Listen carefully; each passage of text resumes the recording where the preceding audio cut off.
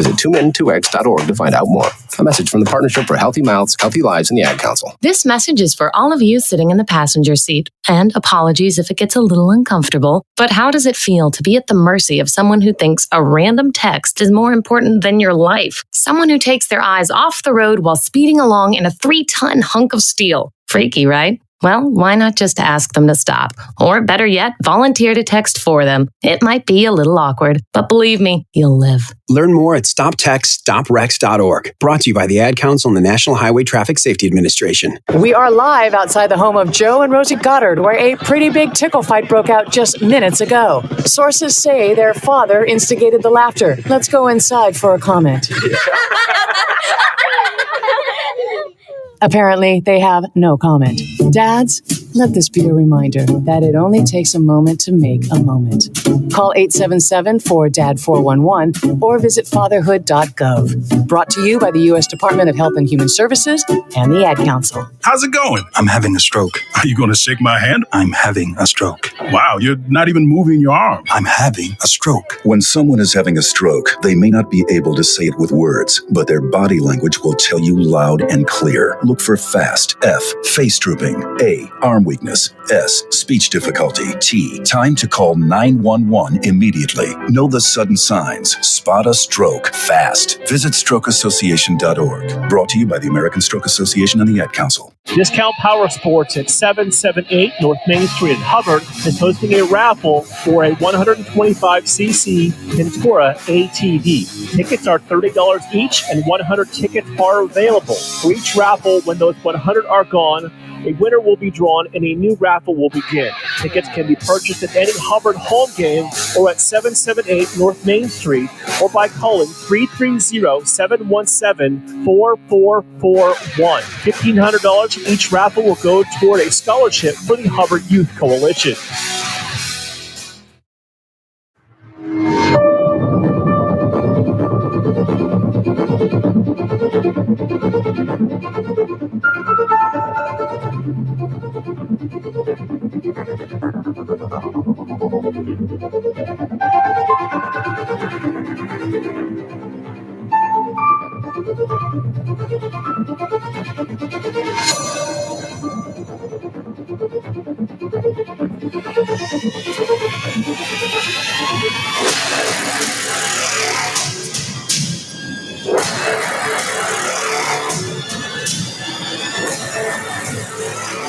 You're listening to WRDB, Western Reserve Digital Broadcasting, Youngstown, Warren, Salem, and around the world.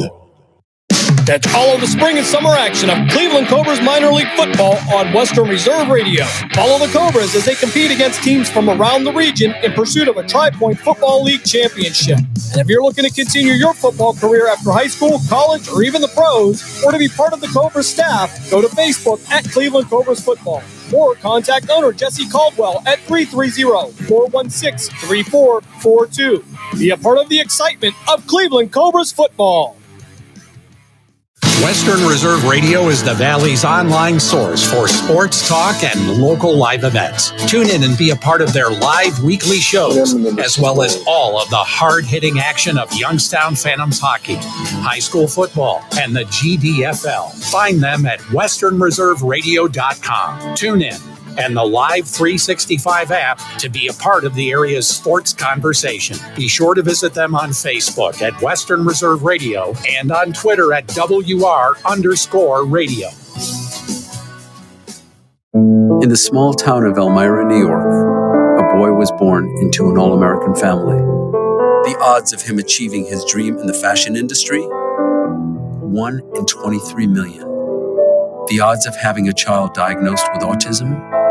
1 in 68. I am Tommy Hilfiger, and my family is affected by autism. Learn more at autismspeaks.org/signs. Brought to you by Autism Speaks and the Ad Council. The Mahoning Valley's leader for golf, Milk Creek Golf Course, is now booking tee times for 2024. We offer stay and play opportunities available with 9 area hotel partners. For more information, visit our website at millcreekmetroparks.org. Also, look for new, exciting opportunities coming soon, including an indoor player development center with Trackman, an indoor Callaway Club fitting center, and an Odyssey fitting studio in 2024. Follow us on Facebook at Mill Creek Golf Course or call 330-740-7112. It's time to kick back and listen to the Sports Page with your host, Pat Lucia, right here on Western Reserve Radio. You can call the show at 330-707-4202 and tell everyone what's on your mind in the wonderful world of sports. Now, here's your host, Pat Lucia.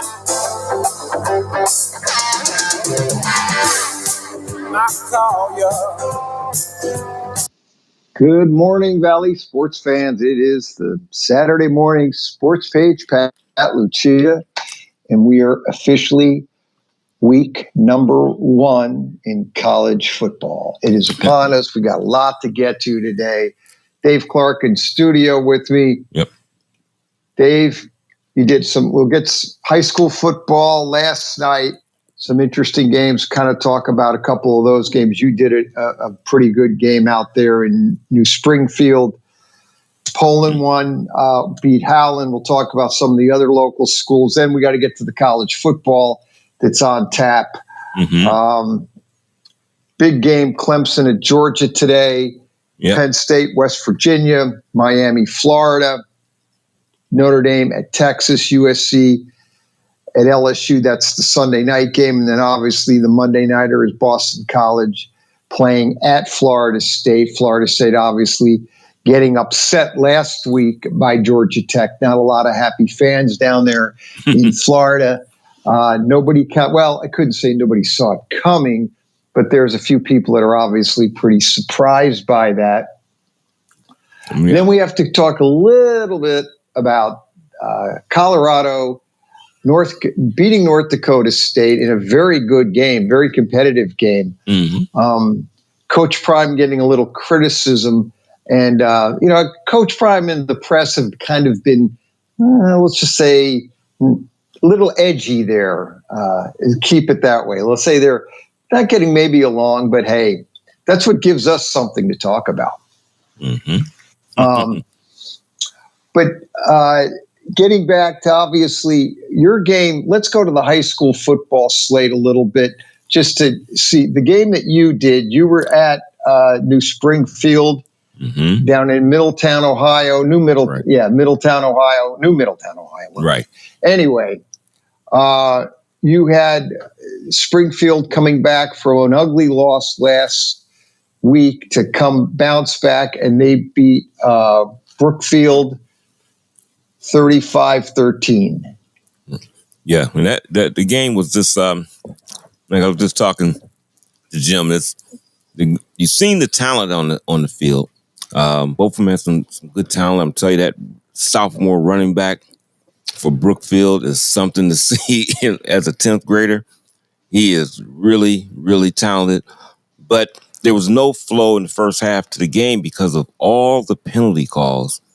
And I'm telling you, it was a lot of calls that really slowed up that flow. And you couldn't really find out who had the better team at first. It was either mistakes or penalties. And once they got a few things going, it was this big play after big play for Springfield. That's really what did it. It wasn't that they controlled the ball, went down the field. They had a 75-yard punt return. I think it was a 60-yard pass play for a touchdown, a 40-yard run, and then another pass play for I think that was 38 yards. So they were all big plays for them that they put together. The last token really touchdown at the end was basically a lot of the subs was in for Brookfield, which, Pat, you've been surprised you've seen this game. We had about 5 freshmen that were starting, 9th graders on Brookfield, and they weren't that bad. I couldn't believe it. But you could just tell they was, when you're a 9th grader, you're kind of a little frail in the size. Right. And you could see that. Oh, yeah. But you've seen that they had some talent. But that kid that I said is a sophomore, 10th grade, 5'11", 205. And we were calling him Le'Veon Bell because he doesn't take off. He just watches his blocks, real patient, and then as soon as he see open, he's gone. And then when you get there, he'll meet you with some contact. I said, this guy's only a 10th grader. Wow. So he should be something to making.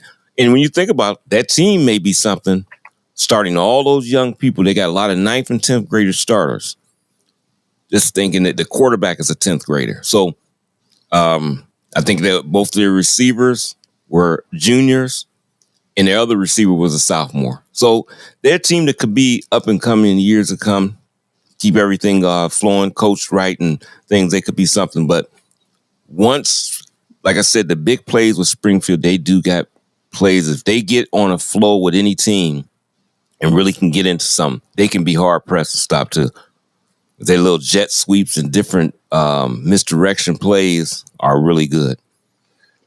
Well, you know what's always interesting with football, actually, but high school football especially, when you have a young team like that, and it's only the beginning of the season, and I know that Brookfield is 0-2. They lost last week. But as this season goes and this team starts to develop, and with the 16-team playoff now in each division, I think what you're going to see is a team like a Brookfield may develop. You've seen a lot of very young talent, but as the season goes and this team really develops, they may be the kind of team that toward the end of the season may start to click on all the cylinders and be potentially getting in. If they get into the playoffs, which usually they do, 16 teams, or most of the teams get in, I think ultimately you could see a team like a Brookfield being very dangerous toward the end of the season and getting into the playoffs once all these young kids, these freshmen and sophomore, really start to develop. It'll be interesting to see how that really plays itself out. Yes. I think both teams, that was something that Mark Means really was expressing on the telecast last night. Just that, broadcast. The one thing he was looking at is that he said he could see the talent. They're young, but it's by the time you get to week 6, that might not be a team you want to really have to face once they get everything, start developing some continuity, because they're all young. They haven't played with each other before. And then just learning the game and different things that go on within the game, they may be a team that, when you get ready to play them in the week 6, you might not want to. So, and that's very true, because they will develop. As long as they don't hang their heads, keep on moving forward, they could be dangerous. It's kind of once they've learned from their mistakes, and it's a young team, but if they get their continue to grow, but keep their confidence, and if they do have a few wins coming up toward then at the end of the season, if they start to click on all their cylinders, they could be a very interesting team, especially you get a team like that in the playoffs now that have been expanded to 16 teams. They could roll in at maybe a 14 or even a 13th seed, but be a very dangerous team. Right. Absolutely. So that's, and that's what I see down the road happening with them, is they will definitely be a better football team as they go along. As you stated, as long as they keep their confidence high. Yeah, that's going to be obviously the key. The key is as a coach to keep like you said, keep the confidence. Don't let the kids get too down on themselves. And again, if their confidence continues to stay high, they develop. And like you said, you see a lot of talent out there as it's developing, and they're very young, raw talent. And again, at very young sophomores and freshmen playing, but you can see these kids. You see potential there out on the field in front of your eyes. That's very, it's kind of a cool thing to see, especially if they ultimately develop into a pretty good team. Yeah, absolutely. Skipping over, I know Poland, I listened to the game last night. that was actually carried also by Western Reserve Radio by Jim Craven and Bob Gessler, two Hall of Fame broadcasters. I had to get that in. Yeah, that was good. I like that. Especially Gessler. They're going to put him in the Hall. They're actually named the Hall of Fame after him. Right. Broadcasters. But they did a great job. It was a very interesting game, to say the least. Poland had turnovers in the start of the game, but was moving the ball on Howland. I thought Howland would really give Poland a pretty good game or come back in the second half, but no, Poland actually dominated the ball in the second half, 141-7, and went away. I thought it would be a more of a competitive game second half. Howland did score on a pick six, but that was their only score. Mm-hmm. And then Poland was really moving the ball kind of at ease. And that's the second win for the Bulldogs this year. So they go to the Redland or the Firelands out in Lorain County. And I know Jim and Bob will be making that road trip out there next week to do that game. So interesting things going on in obviously in high school football. Some other local scores. Then we're going to talk college. And then the NFL, we'll do some over-unders. And then we will also pick the Thursday game and the Friday game. I know we've not really ever done that on the show, but we're going to do the Thursday-Friday game that's coming up. The kickoff will be the Ravens at the Chiefs. Chiefs are favored by 3. And then the Friday game is the Peacock game, Packers at the Eagles, and the Eagles are a -3. I know, Dave, you're the Eagles fan, and it'll be interesting as we start breaking down the NFL and see what the Eagles have. They have Saquon Barkley from the New York Giants, so I have a bad feeling being a Giant fan. That's not going to work out well for the Giants. I've got nightmares of Saquon Barkley playing the Giants in the Eagle uniform, running 30, 40, 50 yards for the touchdown. And the Giants being routed by the Philadelphia Eagles. And all the Giant fans will sit there, especially if he does it in Giant Stadium when he goes off on the Giants. You're going to have a lot of upset people. Oh, yeah. And especially if they watched that, was that Hard Knocks or whatever, when it's doing a little negotiating with them, but they actually was telling them a little, as they say, white lie about the negotiations, and they got back to him and he found out that they was just holding him along, just stringing him along. And when he found out, it was basically a done deal. Then he was leaving. He was leaving. And they should have just went on and signed him. So of all the teams to sign him, you're across. Yeah. Almost not quite the crosstown rival. It's, I guess, down the Route 95 rival. Right down to 95. About an hour. What is it? About an hour and a half to 2 hours away. Yep. Give and take. Looking at some of the high school scores real quick, just throwing out there, and then we'll get to the other football. Ursula beat Hartley.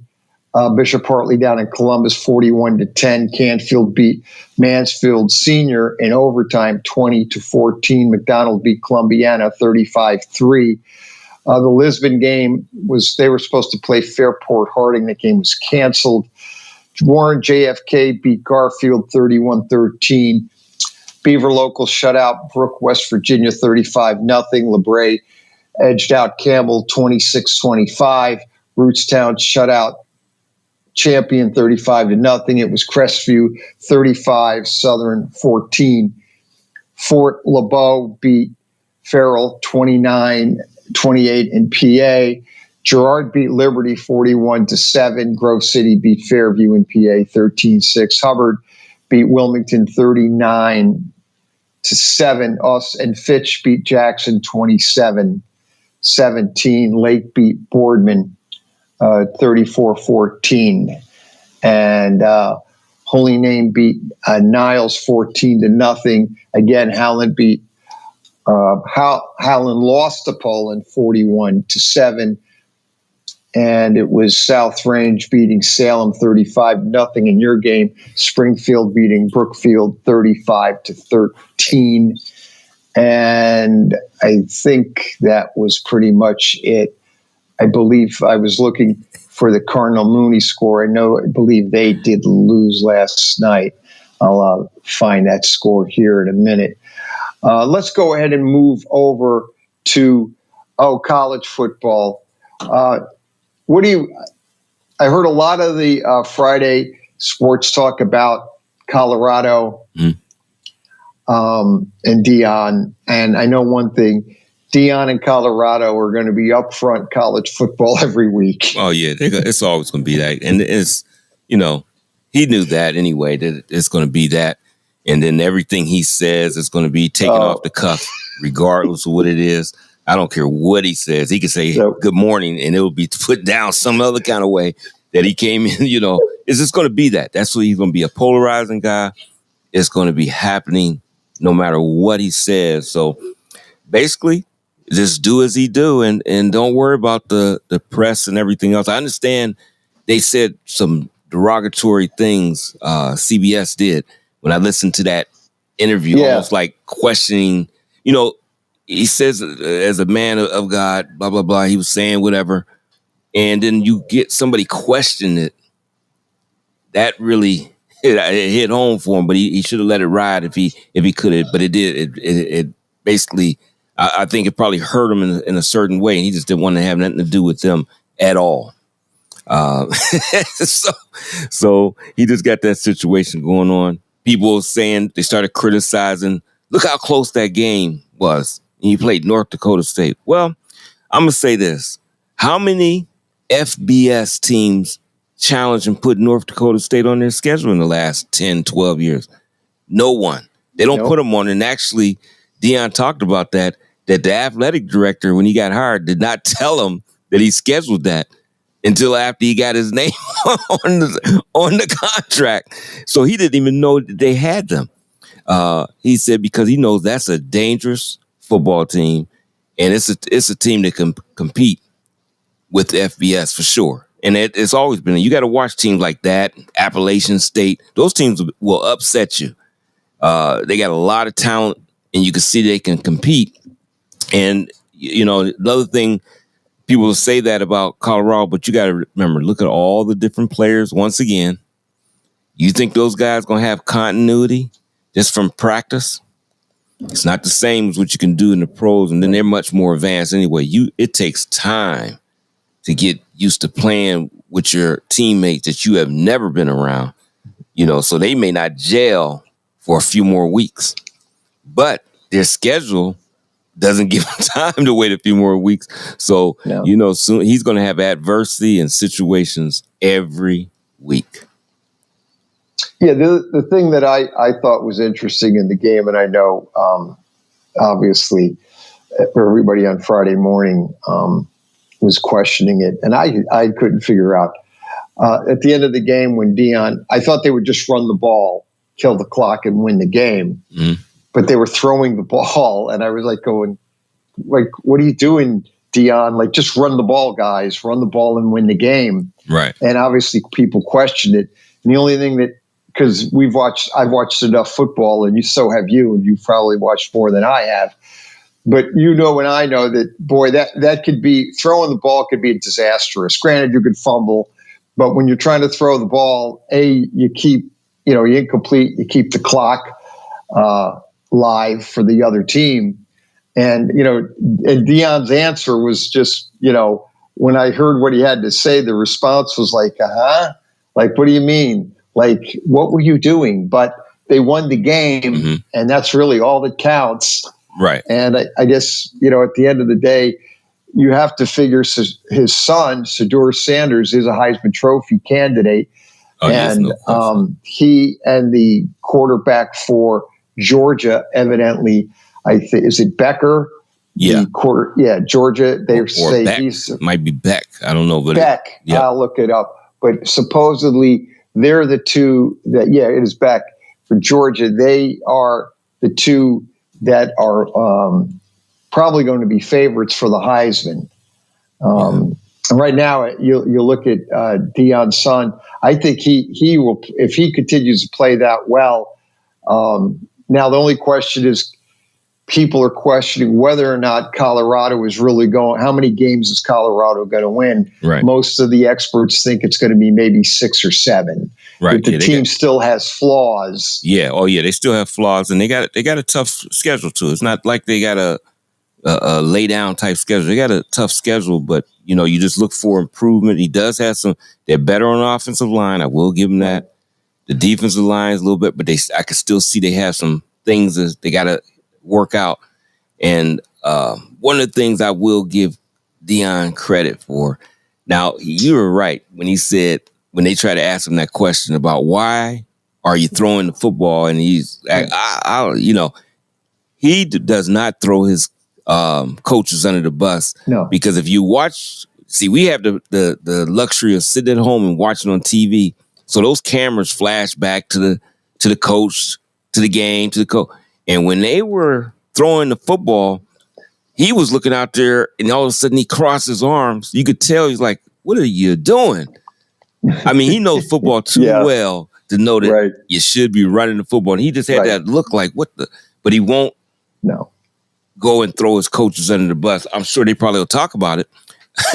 He always says he feels good. He said, long as number 2 has the ball in his hands, he feels good. But I don't think when a game is that close, he wanted to be throwing the football, because you get incompletion, stop the clock, and it gives them the opportunity to get the ball back. So, he knows it too well to not to be doing that. But he'll just go ahead and take the brunt of whatever it is, and won't throw his coaches under the bus.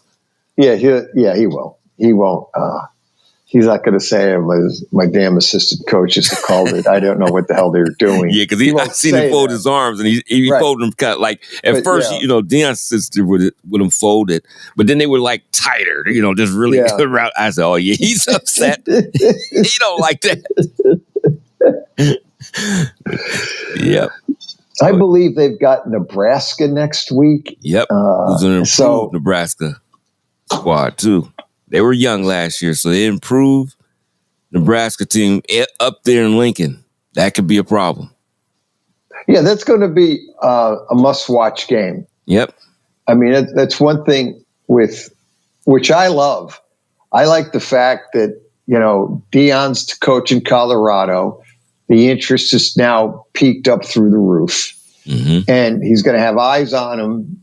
And, he's kind of like a lightning rod, and he's going to say what he's going to say. Mm-hmm. He's coaching the kids up, and he's got all the people like Feinbaum. Paul Feinbaum basically made a comment that like Deion's not very smart. And I was like thinking, where's that coming from? Yeah.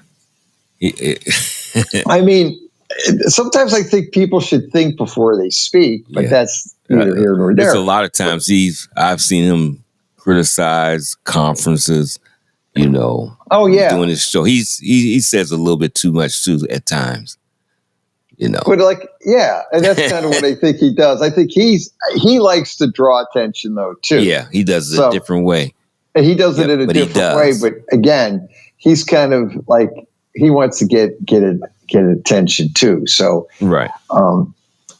I think next week it'll be another great week in college football. This week, I don't want to jump ahead because we still got this week to talk about, but it's so easy especially when you see Colorado and North Dakota State's a very impressive team. They were able to move the ball on that Colorado defense. Yep.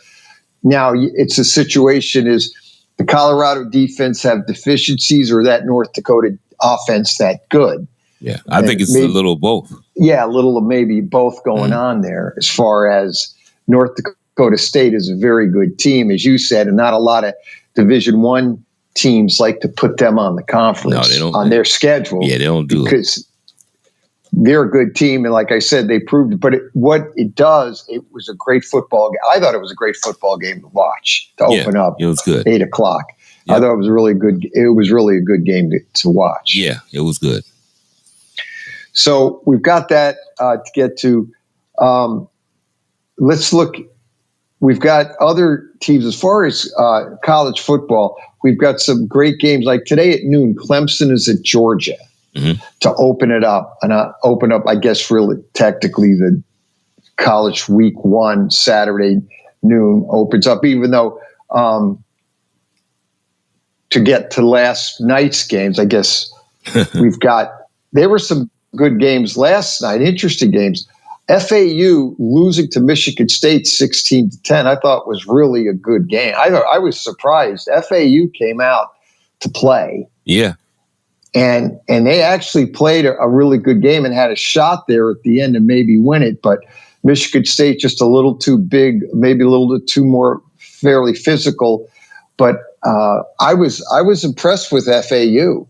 Yeah. And they did lose, but it was a very good game again to watch, and an FAU team very game and a very good opponent for Michigan State. Probably better than what Michigan State thought. Yeah, I believe that, and a lot of times they start off with, maybe a Eastern Michigan or something like that, but to pick this team out and have them on the beginning of their schedule, I thought was a good opponent to have, because they really came out to play, and they got some talent there too.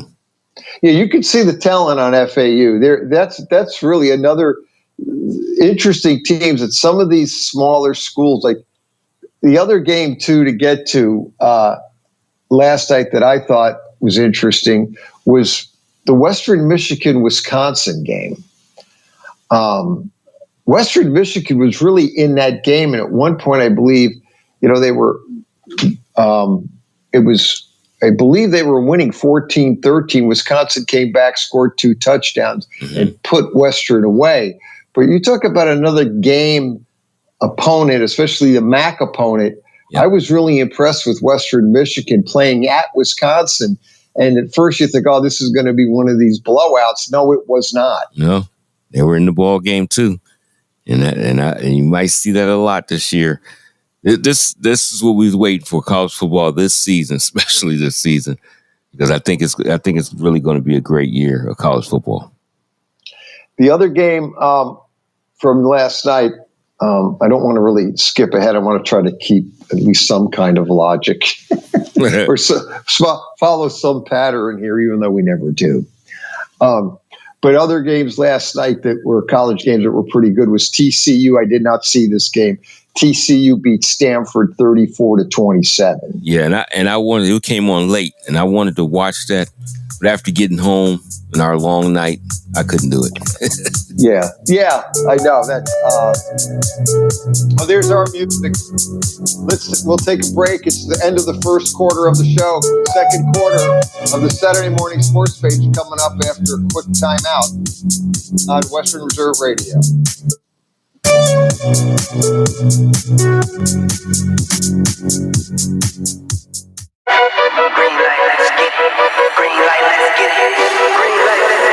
The Mahoning Valley Federals is the area's minor league football team. After only 2 years in existence and an appearance in the league playoff semifinal game, the Federals are looking to add Valley High School and college talent to help take the next step toward a league championship. For more information on how to become part of the Federals' journey, go to Facebook at the Mahoning Valley Federals Developmental Football Team or contact General Manager John Galbraith at 330-540-1099. The Mahoning Valley Federals, honoring the football tradition in the Valley. During the fall and winter, grilling season never ends, and Gessler Propane is your local supplier that makes sure you get your hard-earned money's worth. Why go to gas exchanges to pay higher prices for tanks not filled to capacity? Gessler Propane makes sure you're prepared for year-round grilling with 100% filled tanks at a reasonable cost. See Bob Monday through Friday, 10 to 4, and Saturday, 9 to 3 at Gessler Propane, 702 Youngstown Poland Road, Struthers, or call 330-755-9119. Gessler Propane. They got gas. Welcome to Calvin's Barbershop. You all got to see this. I don't even want to know what you're looking at on that phone. Well, you should. I was learning about the dangers of high blood pressure and that we need to get ours checked regularly. High blood pressure can increase the risk of heart attack or stroke, but this text program can help keep it at a healthy range. Just text Barbershop to 97779 to sign up. I'll get right on it as soon as I'm done with this baby panda video. Text Barbershop to 97779. A message from the American Heart Association and the Ad Council. Question. When you walk into the boardrooms of the most successful companies here in Ohio, Who do you meet? Answer. Men and women who play high school sports. Education-based high school sports give us more than athletes we can root for. They give us leaders we can depend on. Question. So where will we find tomorrow's leaders? Answer. High school sports. This message presented by the Ohio High School Athletic Association and the Ohio Interscholastic Athletic Administrators Association.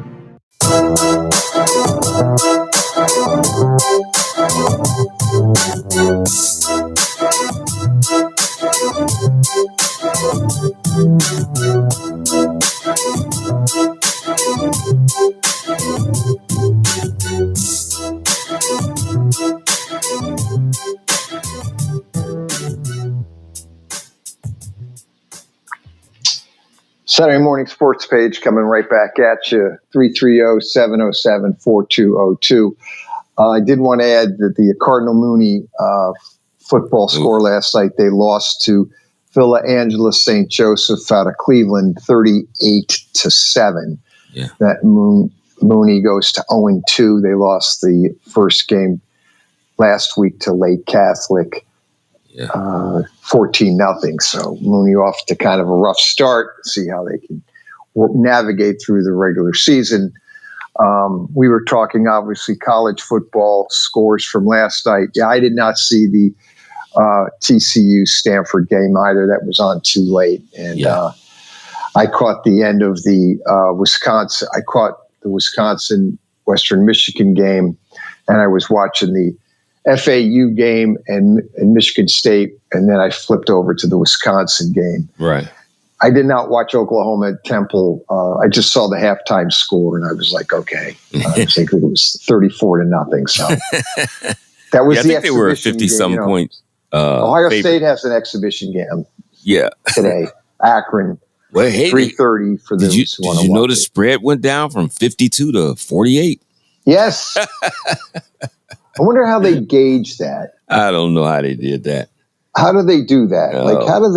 How do you gauge that? Like, I don't get it. Like, did they say that, Ryan, they say that maybe certain players only going to play one quarter or something? I don't know.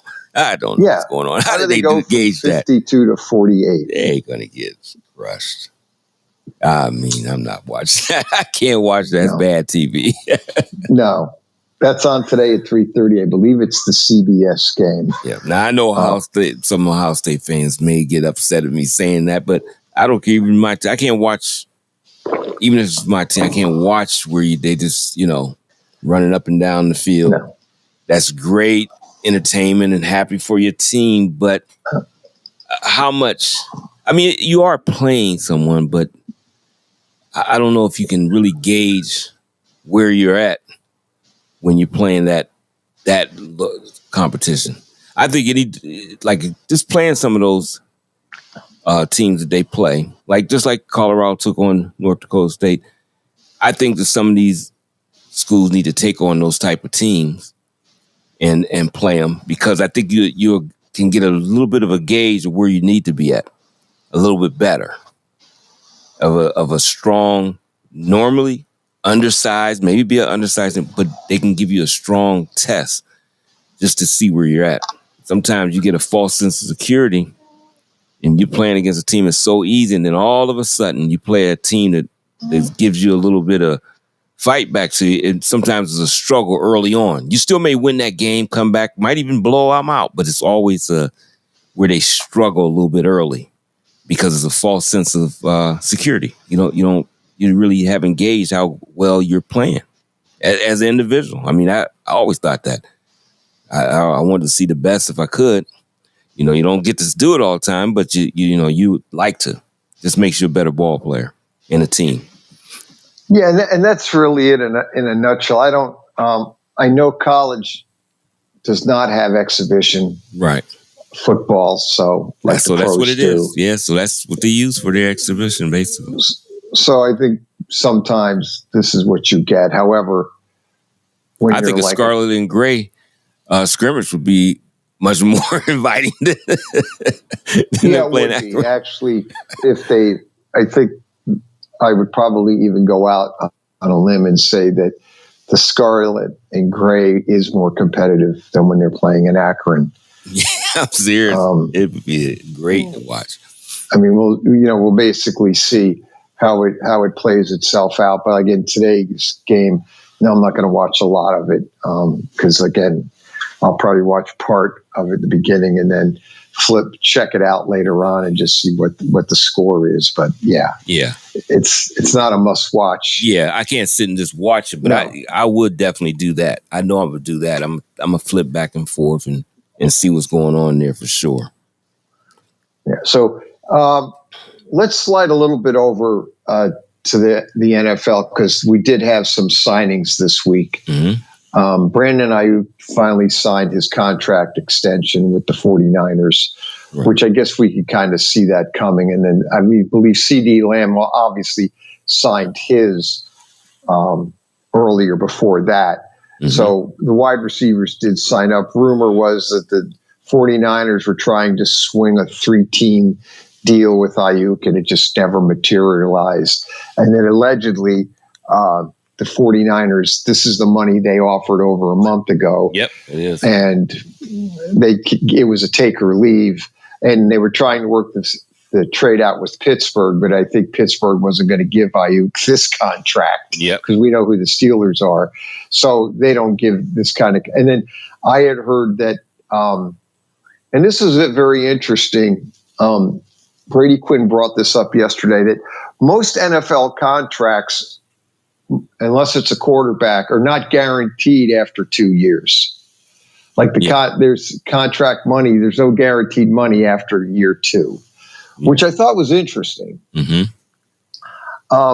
But what also came of this contract signing is they believe now that Deebo Samuel will have one more year with the Niners, and then they will trade him after next year because they just can't afford all these players. Yeah. And they're going to have to sign Brock Purdy to a contract. Right. And I had this conversation with a friend of mine, but we were talking about highest paid quarterbacks. And I didn't know that, but Jordan Love and Joe Burrow are tied for the highest paid quarterbacks in the NFL. But in this season right now, right? Yeah. Mm-hmm. Yep. Highest paid quarterbacks going into this season, this year. Right. And this just basically I didn't realize Jordan Love was really tied with him. And it just blew me away that it's like, Trevor Lawrence and Jordan Love. Right. Are right now it's tied with there's a tie for first. Jordan Love, Trevor Lawrence, and Joe Burrow are the three highest paid quarterbacks in the NFL, and they're basically getting $55 million a year. Right. So the question comes down to then, what does Brock Purdy get? And what is we've talked about Dak Prescott. And, is Dak getting his $60 million? That's the word that's what he wants. But that's probably what they're going to have to give him something in the neighborhood of $60 million to keep him. Yeah, I know. And, unfortunately, it hasn't been good in the postseason. But if anybody's, if you just look at the regular season, he's one of the better regular season quarterbacks in the last 3-4 years, for sure. I mean, it's just unfortunate they have not been able to get over the hump once they have been in the playoffs. So, but he's going to command that because that's what the market says. And there's no way it's going to go the opposite way on him. So, even though these contracts is flying in, you don't see Dak no missteps. He just had practice, smiling his way on to looking at the $60 million because it's coming. Well, and also to give you an idea, where we're talking about quarterbacks, like that's the Tua from Miami is getting. He is considered. He's fourth on the list. He's at $53 million, 53.1. Jared Goff is fifth at $53 million. Mm-hmm. Herbert is next at $52.5 million. Lamar Jackson is seventh at $52 million. Hurts is $51 million at 8. Kyler Murray is 9 at $46.1. And then Deshaun Watson is 10th on this list. Mm-hmm. 46. And then Patrick Mahomes and Kirk Cousins are both tied for 11th at $45 million. Right. And Josh Allen, who the players voted the most overrated player in the league, where do you go with that? He's making $43 million, and he's happy. He doesn't care. Right. And even when they asked him about being overrated, he laughed and he goes, "Hey, I played at Wyoming. I played football out at Wyoming. I think that was the only Division I team that offered him a scholarship, I believe is what he said." Right. So he's like, "Hey, I don't care." But the other thing on this list is Dak Prescott is behind, and Daniel Jones and Matthew Stafford are tied at 40 million. Okay. So you got to figure, and I don't know how long Matthew Stafford's going to play as far as because of his injury and his age, but you never know. I'm sure if he does well with the Rams, they'll probably negotiate some kind of an extension. Daniel Jones, this is his probably last year. People don't have high hopes for him at all. And then Dak Prescott is sitting around waiting for his $60 million deal because we know he's getting it. Yeah. I mean, if these other quarterbacks have gotten that, and I understand that some of them have been to the Super Bowl and everything else, but, you got to play 17 games right now. Soon to be 18, I believe. Yeah, it'll be, yeah. But as far as him doing the regular season, he's been a top flight quarterback. It's just that he gets that recognition of not because of what's happening in the postseason. And then he plays for the most polarizing team in the NFL. It's going to be like that because that's where Wade Jarrah wants it.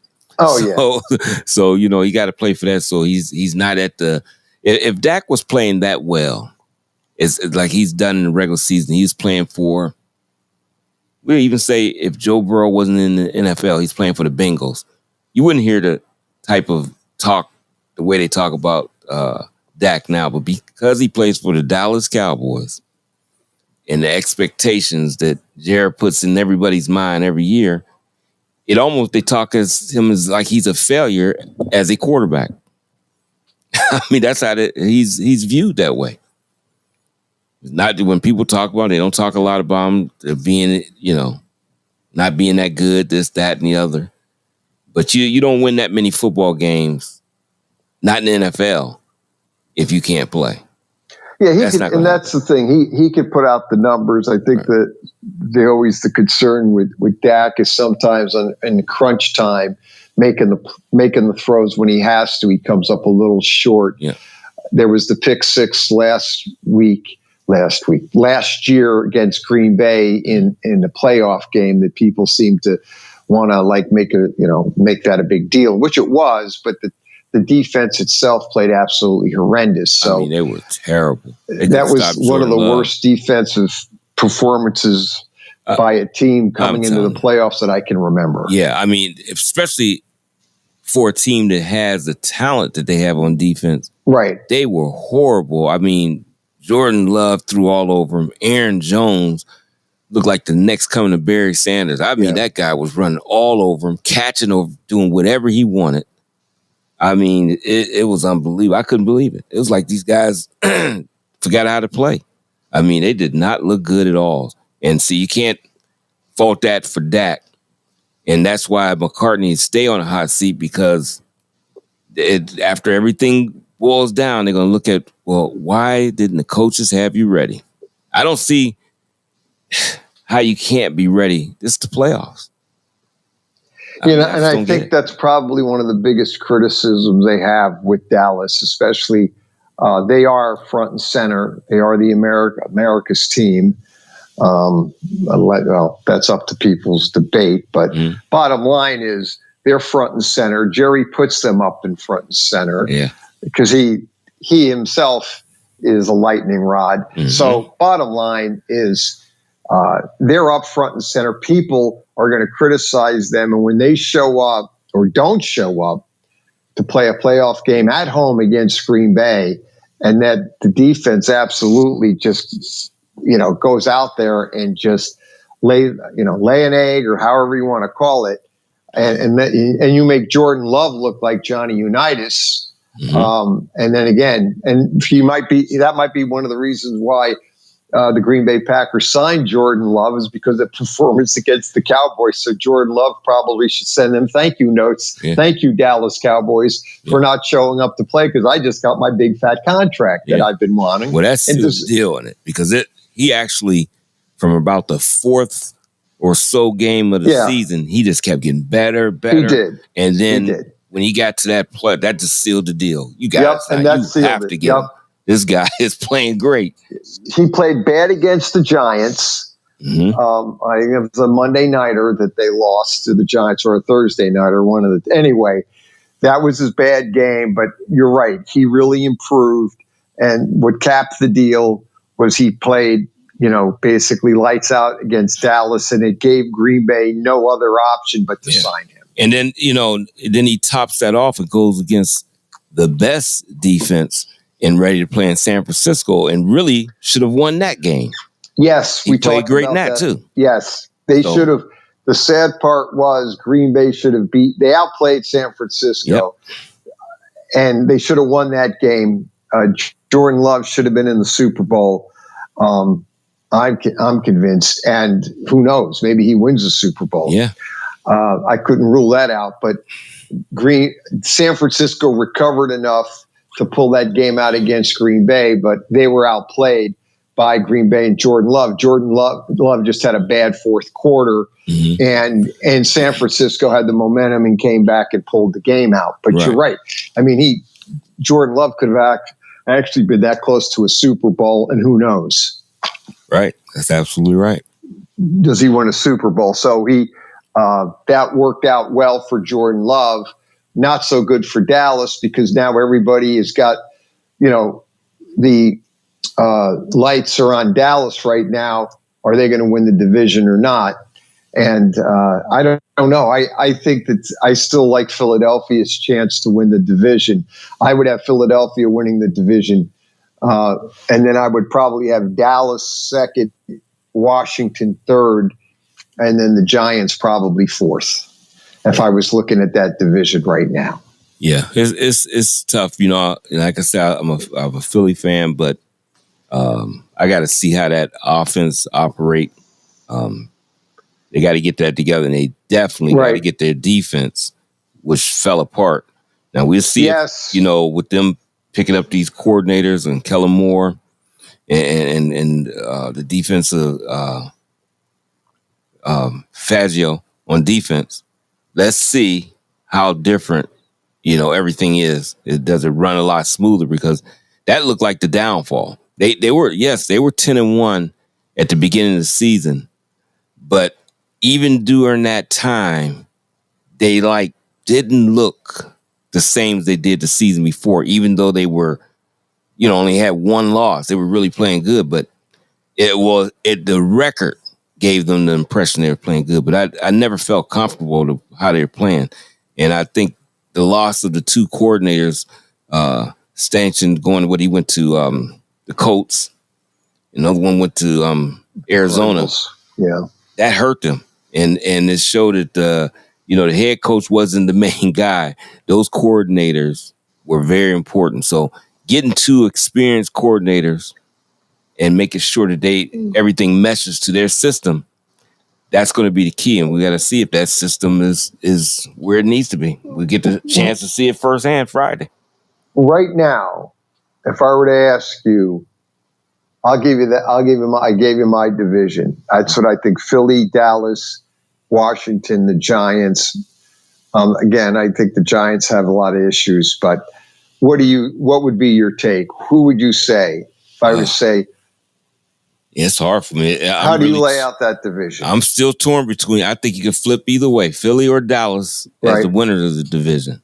Right. That's how I feel on that. Then right after that, I'm thinking Washington, and then the Giants. And the only reason, I always think the Giants play better than you expect them to. But the key is Daniel Jones got to play better than we expect. And if that happens, then everything can get flipped upside down. I'm serious. Right. The thing that bothers me with the Giants is they don't have Saquon Barkley, who is Daniel Jones' kind of safety valve. Right. Where he could make the big run. He would catch the pass out of the backfield. He kept the defense guessing a little bit. When he was healthy and in the game, the defense had to kind of watch him. Mm-hmm. Now he's gone. Defenses don't have to worry about that back, or now they get the wide receiver out of LSU. Yes. Is good. I mean, and that's great for Daniel Jones, but not having Saquon Barkley, I think, is going to really hurt Daniel Jones. And that's what I'm really I know they didn't want to give him that much money because he was a running back. Right. But as we talked earlier in the first quarter of the show, that was not a good move by the Giants. No. And I'm surprised Mara let it happen. I mean, they just totally, to me, mishandled the whole Daniel Jones negotiation. They gave him way too much money. They were negotiating against themselves. I don't think anyone else out there was going to give Daniel Jones $45 million to go play football, $40 million to play. Well, my thing is, I thought if you keep Daniel Jones, then they should be like in each other's pocket. It should be, if you got Daniel Jones, you keep Saquon, you pay him too. Just get him because you actually need him there. Yes.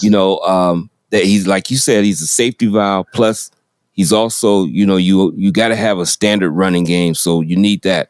And once they let that get out, that they were stringing him along, it was a done deal. And you had no plan B because look at their running back situation.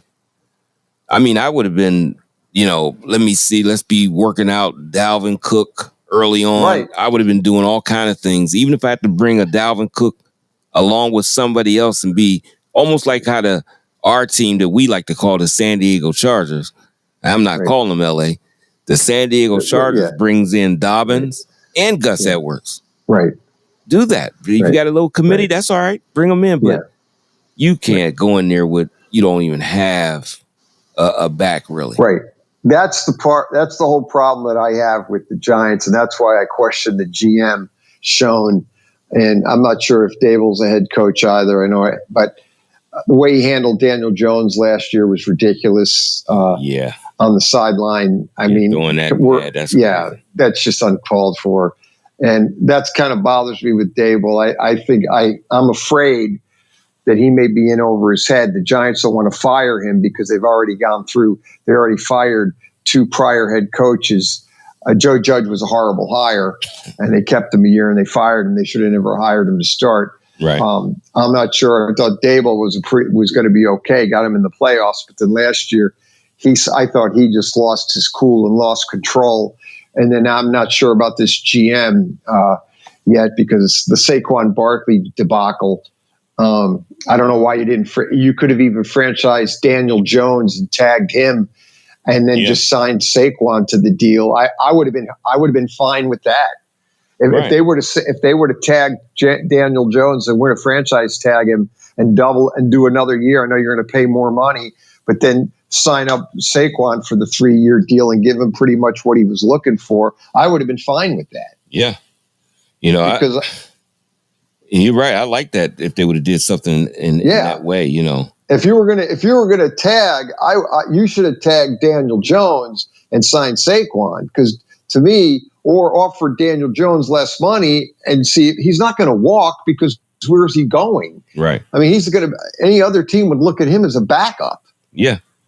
Well, so they're not paying him $40 million. Some other team would probably give him the backup, whatever your backup quarterbacks get, $10 million or $5 million or whatever.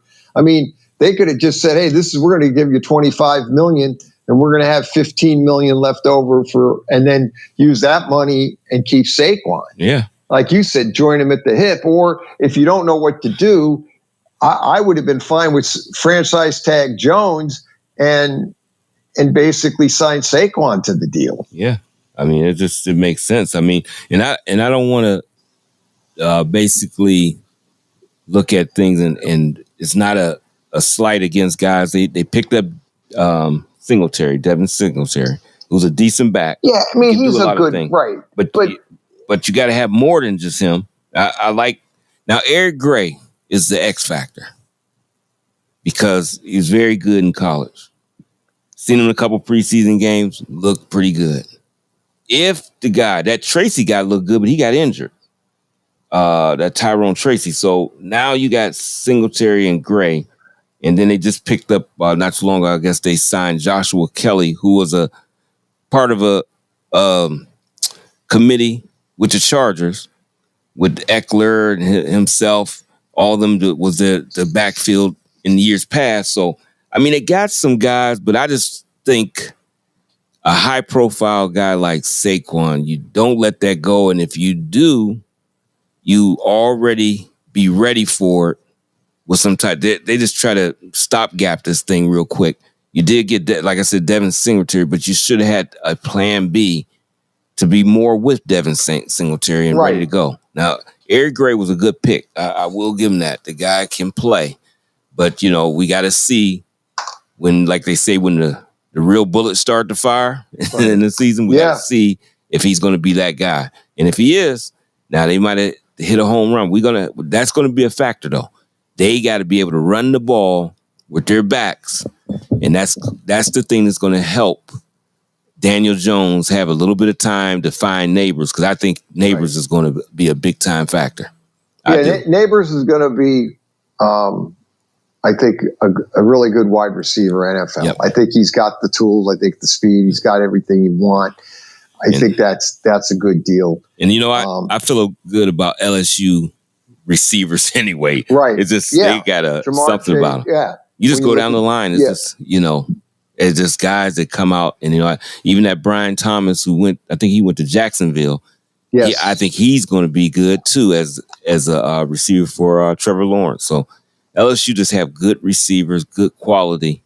And I think the Giants got a top flight guy. But will Daniel Jones have the time, and will he make the right decisions without having that safety valve guy? We got that's going to be the key there. Yep.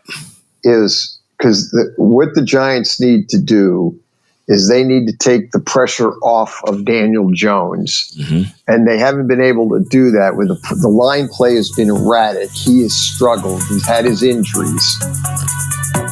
That's halftime of the Saturday Morning Sports Page.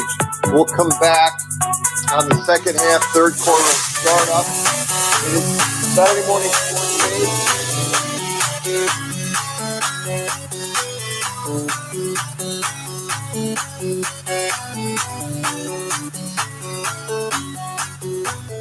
You're listening to WRDB, Western Reserve Digital Broadcasting, Youngstown, Warren, Salem, and around the world. Accidents happen. That's why you need Repair That Glass. Specializing in windshield replacement and all other auto glass, we offer a full range of automotive glass repairs. Our technicians can do everything from minor chip repair to a complete replacement. Your windows don't go up or down, they can fix that too, along with custom glass work and antiques. Repair That Glass is a family-run business for over 40 years. Repair That Glass. Call for your appointment now at 330-534-3192.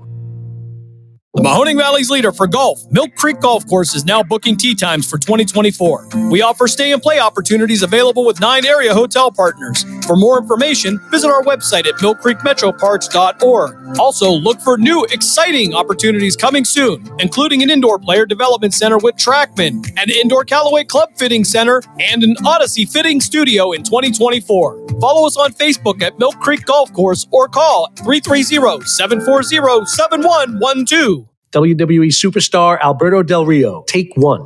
Behold the angry giant. Try it again, Alberto. Behold the angry giant. Perfect. Good luck tonight. Behold the angry giant. Yay! Read me another one, Dad. This is WWE superstar Alberto Del Rio. It only takes a moment to make a moment. Take time to be a dad today. visit fatherhood.gov. Brought to you by the U.S. Department of Health and Human Services and the Ad Council.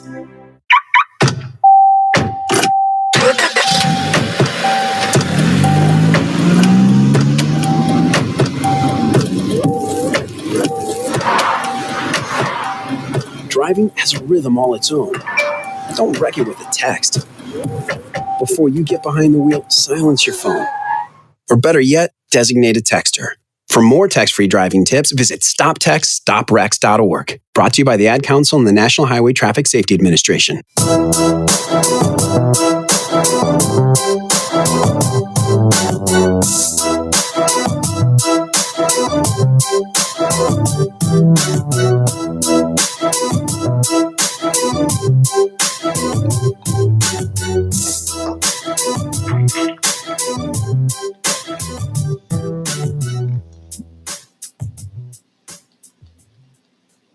Saturday morning sports page back at you, 330-707-4202 to get in and talk sports.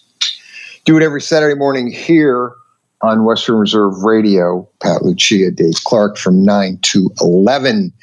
And football season is finally here and upon us. A lot to get to today. A lot of games. We're gonna predict our college. We're going to start our predictions, and we're going to do the NFL games too. Do the Thursday and Friday game, and then we'll do the 4. I believe there were 6 college games.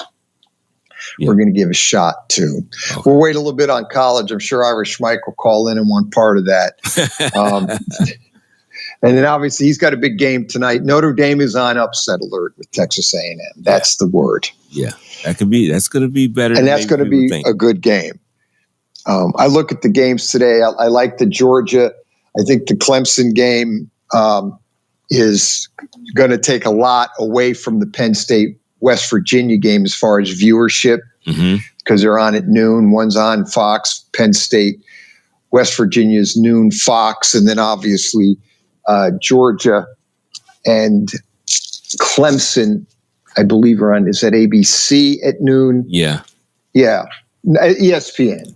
Yeah, they're on ESPN. I believe probably ABC. But anyway, you're going to have Georgia, Clemson at noon. I think that's going to draw the most viewership.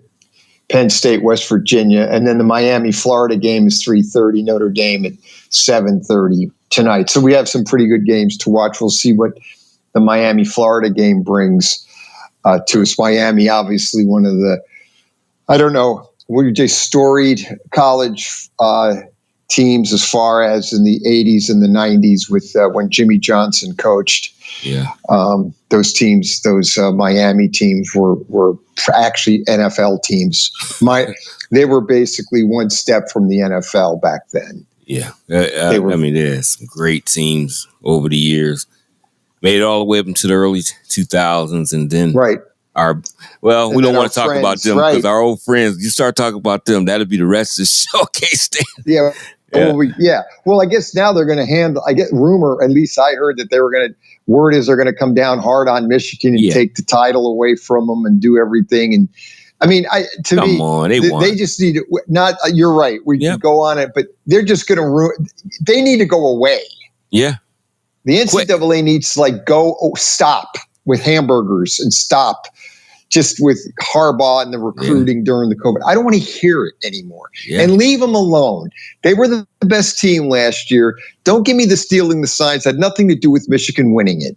Right. You've played football. You would know. I mean, man, let me tell you. Stealing signs, stealing this. I'm Ohio State. That's been going on for years. Michigan won. Yeah, I mean that's the way I look at it. Now, I was even mentioning with the guys last night, and I understand everybody's a big Ohio State fan, but I don't care if it's my team, whoever won, they just won. They won. I mean, a lot of times you can get game plans of everybody's. It's just like any sport.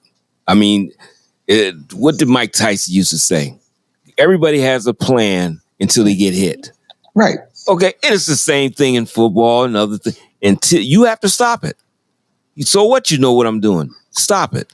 And if you can't, then that's just what it is. And these guys, I just don't.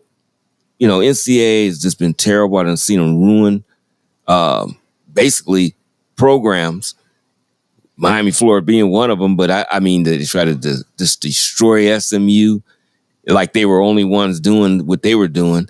I mean, it was so many schools doing that and have been doing it over the years. And they just like pick out certain ones. They pick out who they want to go after. They were sick of Harbaugh not being their friends and talking to them. So, hey, let's go after Michigan. Back in the day, they seemed to have a little edginess with Ohio State and Tressel. So when they had an opportunity to pounce, that's exactly what they did. Right. I can't stand the NCAA. That's what they do. They out to ruin kids' chances of moving forward, and also putting the bad word out on these schools. And then you have people that don't want to go there because they thinking that they're doing things illegally, which all of them are doing something sometimes. There's well, like, with Harbaugh stealing the signs, okay? They're all stealing signs. Yeah. And they all admit they steal signs. Right. And it's okay to do it, but I guess they're not supposed to do it to the level of what Michigan did. Yeah, I guess. What is that level? It's like what is the level? And because and it's the other thing too. I know we don't do we don't do a lot of baseball. Right. But the whole thing with the Astros and the sign stealing, give me a break. Yeah. I'm a Yankee fan. The Yankees lost because they can't hit. That's why Houston beat them. I don't care about the signs. And they allow sign stealing in baseball, but you can't use electronics. Right. Again, we're getting into semantics here, people. The bottom line is Michigan won because Michigan was the better team and they out-physicaled everybody. Right. I mean, that's what they did. That's exactly what they did. Harbaugh, Harbaugh out-physical. Build that team. The offensive line, defensive, mean dudes could fight, win, and Michigan won outright. I'm an Ohio State fan. Sign stealing's got nothing to do with it. I mean, and they were the better team, and forget the hamburgers and the recruits. Right. and Michigan, and again, NCAA, they need to really get rid of the NCAA. At least they need to break away. Division men, football and basketball need to break away because they're their own entity. They're making billions of dollars. Right. And TV contracts are through the roof. Yeah. And now the kids are getting paid on the NIL. And that's good. I have no problem with anybody making money, especially when, people want to watch them play. They should be able to be entitled to do whatever they can off their name, image, and likeness. Right. And people need to get over that. And I try to tell somebody, I would look at something real simple. And they said they was complaining about the sign stealing. And Michigan did this. And, even back to Spygate with the Patriots. And I said, let's just talk about something. I said, especially on a college football sideline.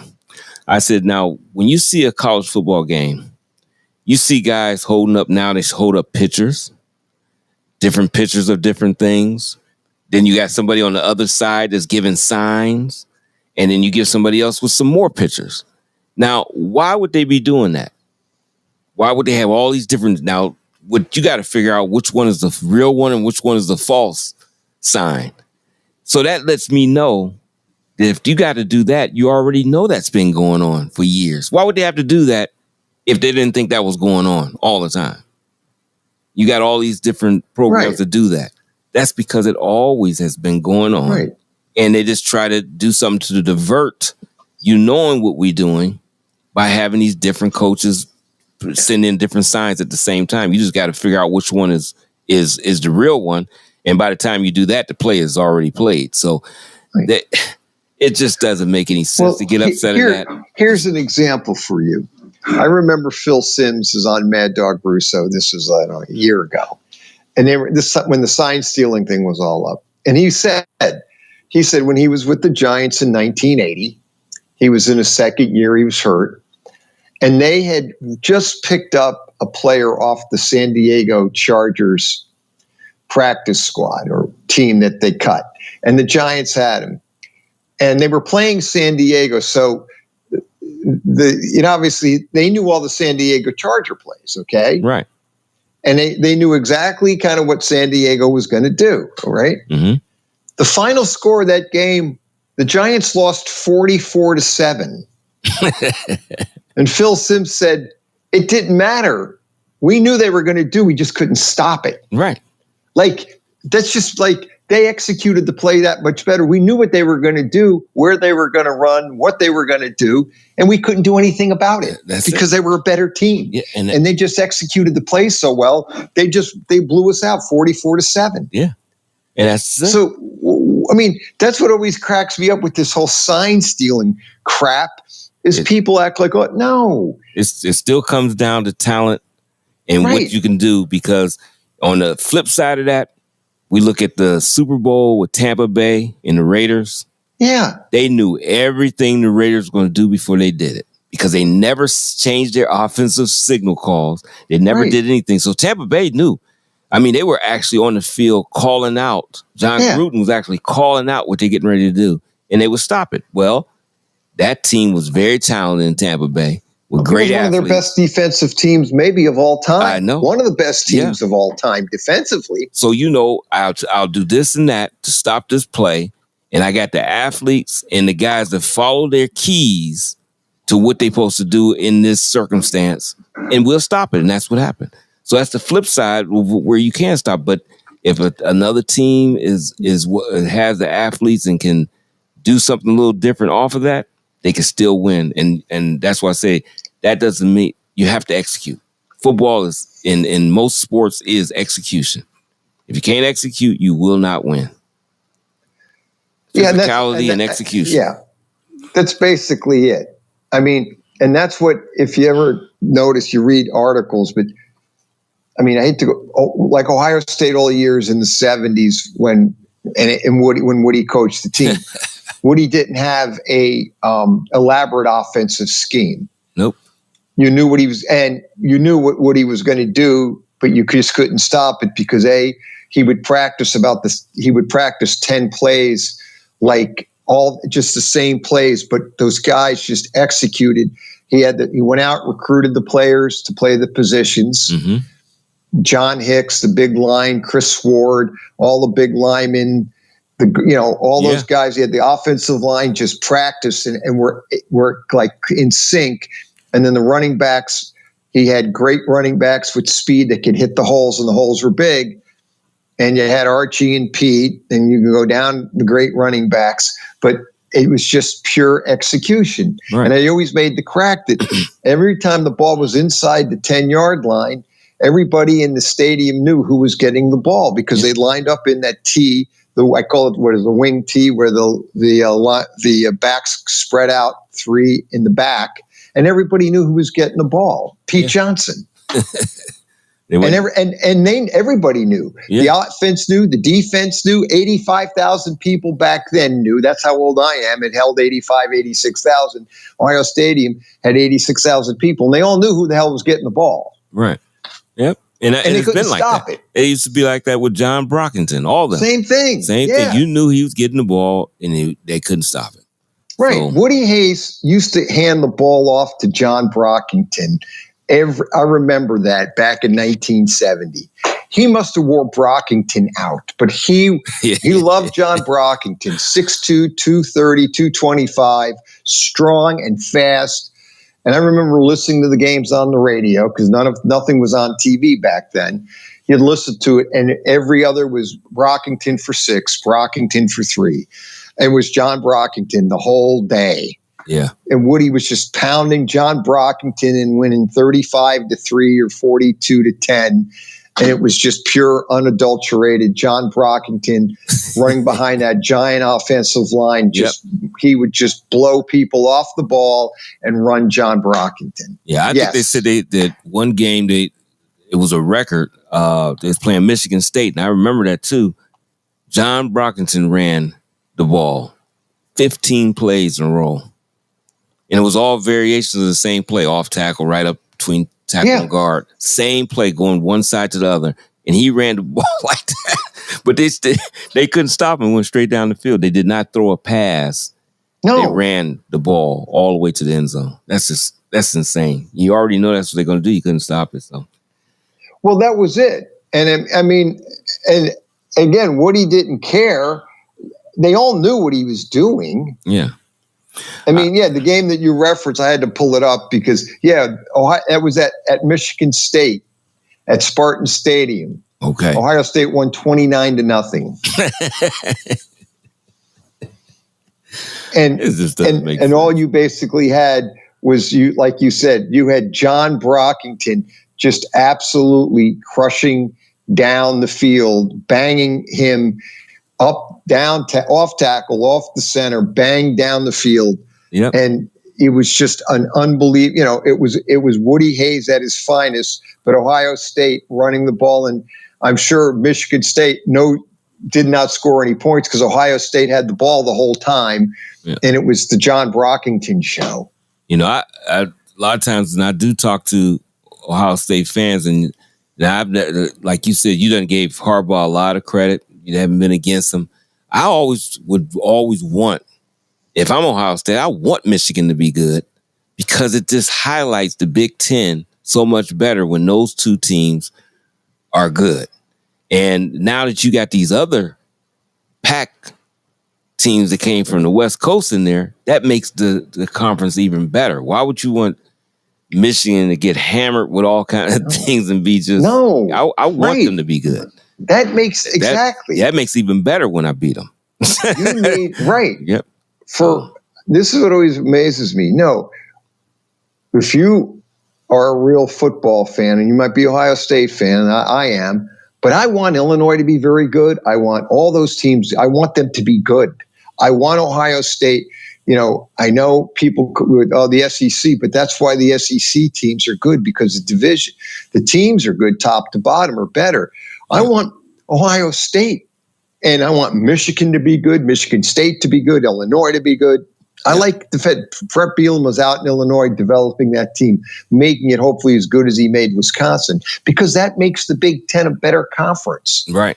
And I want to see that, especially now that we have 12 teams going into the playoffs, which obviously this is going to be a great year for college football, and a great year for us, because, boy, this is going to be great to talk about these teams and getting in position of who can, who's going to get the 8, 9, and 10 spots. Yep. And work and talk about, and all these other teams now across the country.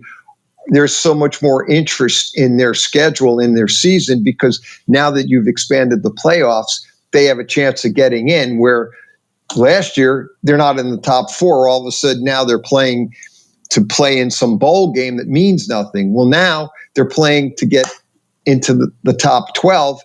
And you're going to open up that door, and the interest is just going to go through the charts. Yep.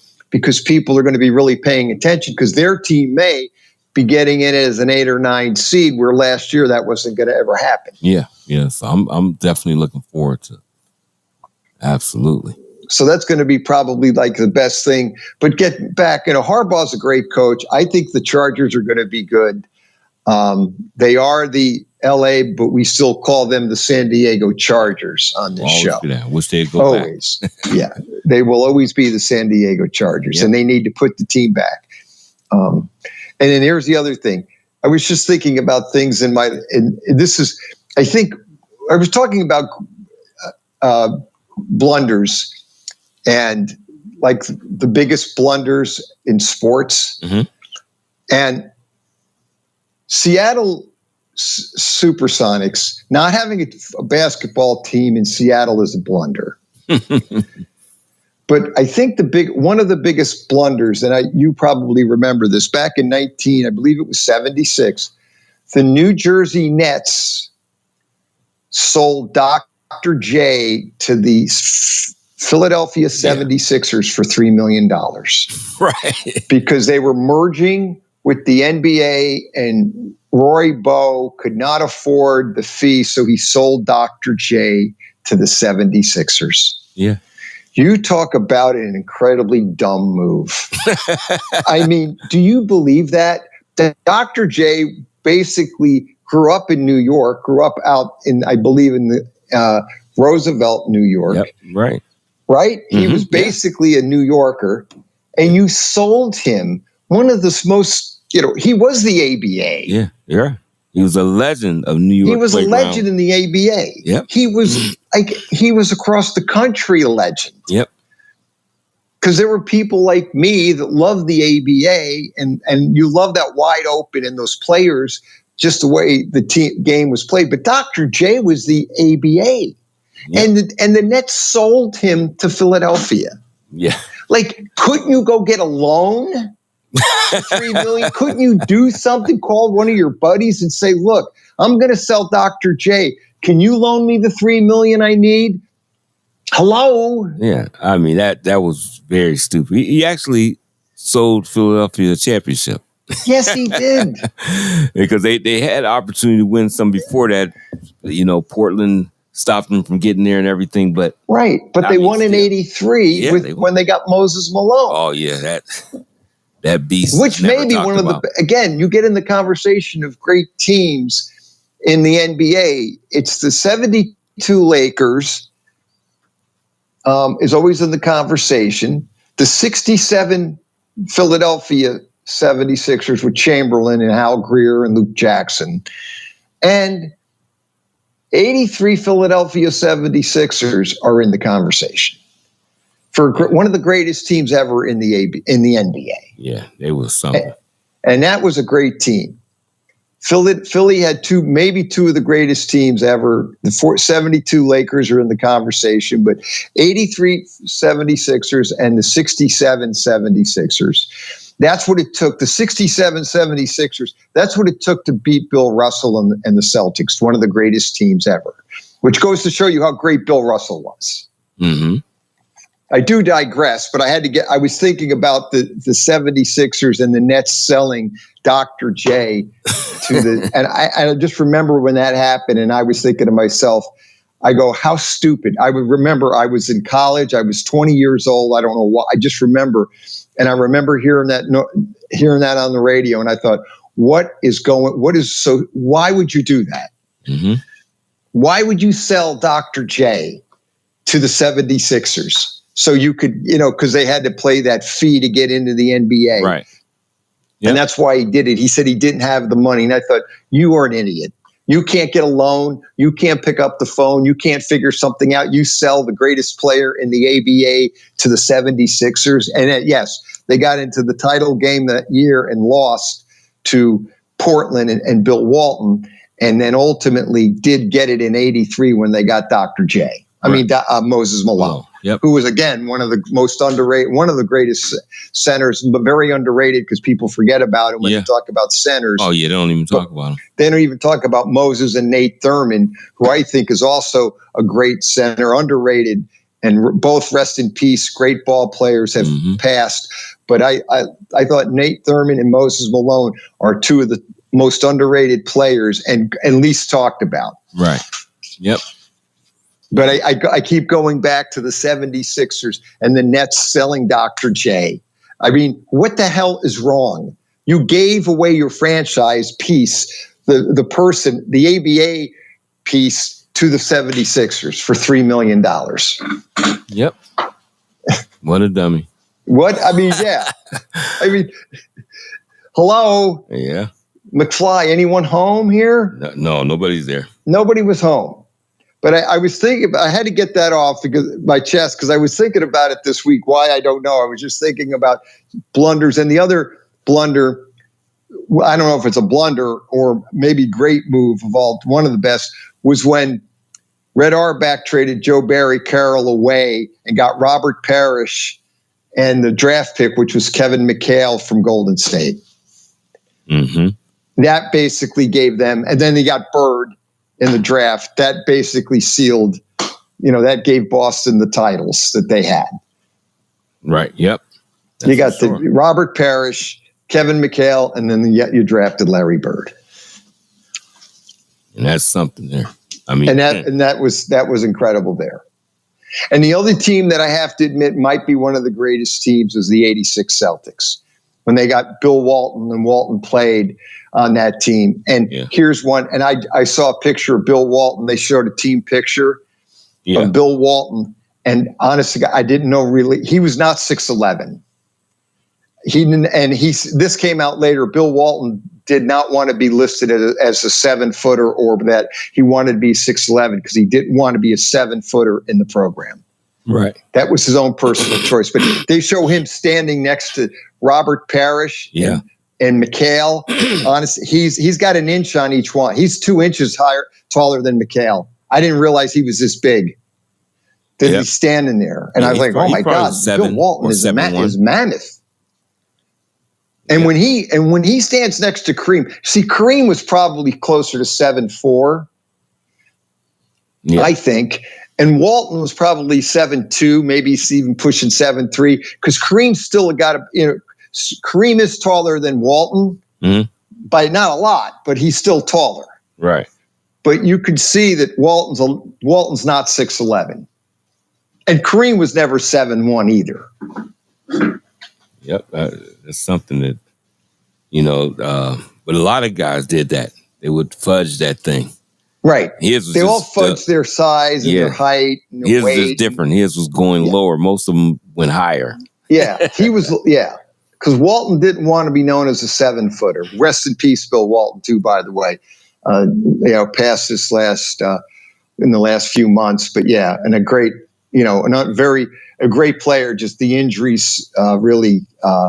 NBA injuries kind of sidelined his career there in the NBA. Great college player, and would have been maybe one of the best centers had he played if he could play every game. But unfortunately, that wasn't going to be the case. But I know we went off. I took us off the rails there a little bit and off the range. But I had to get the Dr. J thing out. Yeah, that was one of the stupidest moves ever. How dumb can you be? To do that. That was just dumb. And it wasn't like he was at the twilight of his career then. No. The Doctor was that was prime. Yep. In 1976, I believe he was like 26 years old. Yep. They got, that guy was still high and flying at that time. I mean, I to this day, it just always blew me away. But anyway, getting back to this week in football, I know we're coming up on our fourth quarter. So when we get into the next segment of the show, we'll do our predictions and talk college football. And then I think what we'll do, Dave, is next week we'll talk some over-unders. Okay. Yeah, because you still have time to do that. You just have 2 games. If we could start some of them too in the next segment. I always like them because I always like to compare them because it shows me how wrong I was. Yeah, that's something we all get. So yep, that's the best part. Yep, it's always tough there. Yeah, that's basically. There's our music. That's the third quarter is in the books. We're going to come back, start the fourth quarter, do some. We'll do the college picks and a couple NFL picks, and maybe a couple over-unders. Saturday morning sports space. Pat Lucci and Dave Clark. Back after a quick timeout. Would you seat your 3-year-old child on a windowsill? Would you seat them beside a lit fireplace or by the deep end of a pool? One last question. Would you seat your child in a car seat that's not correct for them? Car crashes are a leading killer of children ages 1 to 13. Secure their future. Seat them in the correct car seat. For more information, visit safercar.gov/the-right-seat. A message from the National Highway Traffic Safety Administration and the Ad Council. In the small town of Elmira, New York, a boy was born into an all-American family. The odds of him achieving his dream in the fashion industry? 1 in 23 million. The odds of having a child diagnosed with autism? 1 in 68. I am Tommy Hilfiger, and my family is affected by autism. Learn more at autismspeaks.org/signs. Brought to you by Autism Speaks and the Ad Council. During the fall and winter, grilling season never ends, and Gessler Propane is your local supplier that makes sure you get your hard-earned money's worth. Why go to gas exchanges to pay higher prices for tanks not filled to capacity? Gessler Propane makes sure you're prepared for year-round grilling with 100% filled tanks at a reasonable cost. See Bob Monday through Friday, 10 to 4, and Saturday, 9 to 3 at Gessler Propane, 702 Youngstown Poland Road, Struthers, or call 330-755-9119. Gessler Propane. They got gas. I'm getting older. Do I need to worry about falling? Yes, you do. Each year, 1 in 4 people 65 and older will experience a fall, and many will be serious. The majority of falls happen at home, so remove things that could make you trip and install handrails to keep you steady. To learn more about the steps you can take to help prevent a fall, please talk to your doctor. You can also visit aarpfoundation.org or medicaremadeclear.com/falls. This message was brought to you by United Healthcare and AARP Foundation.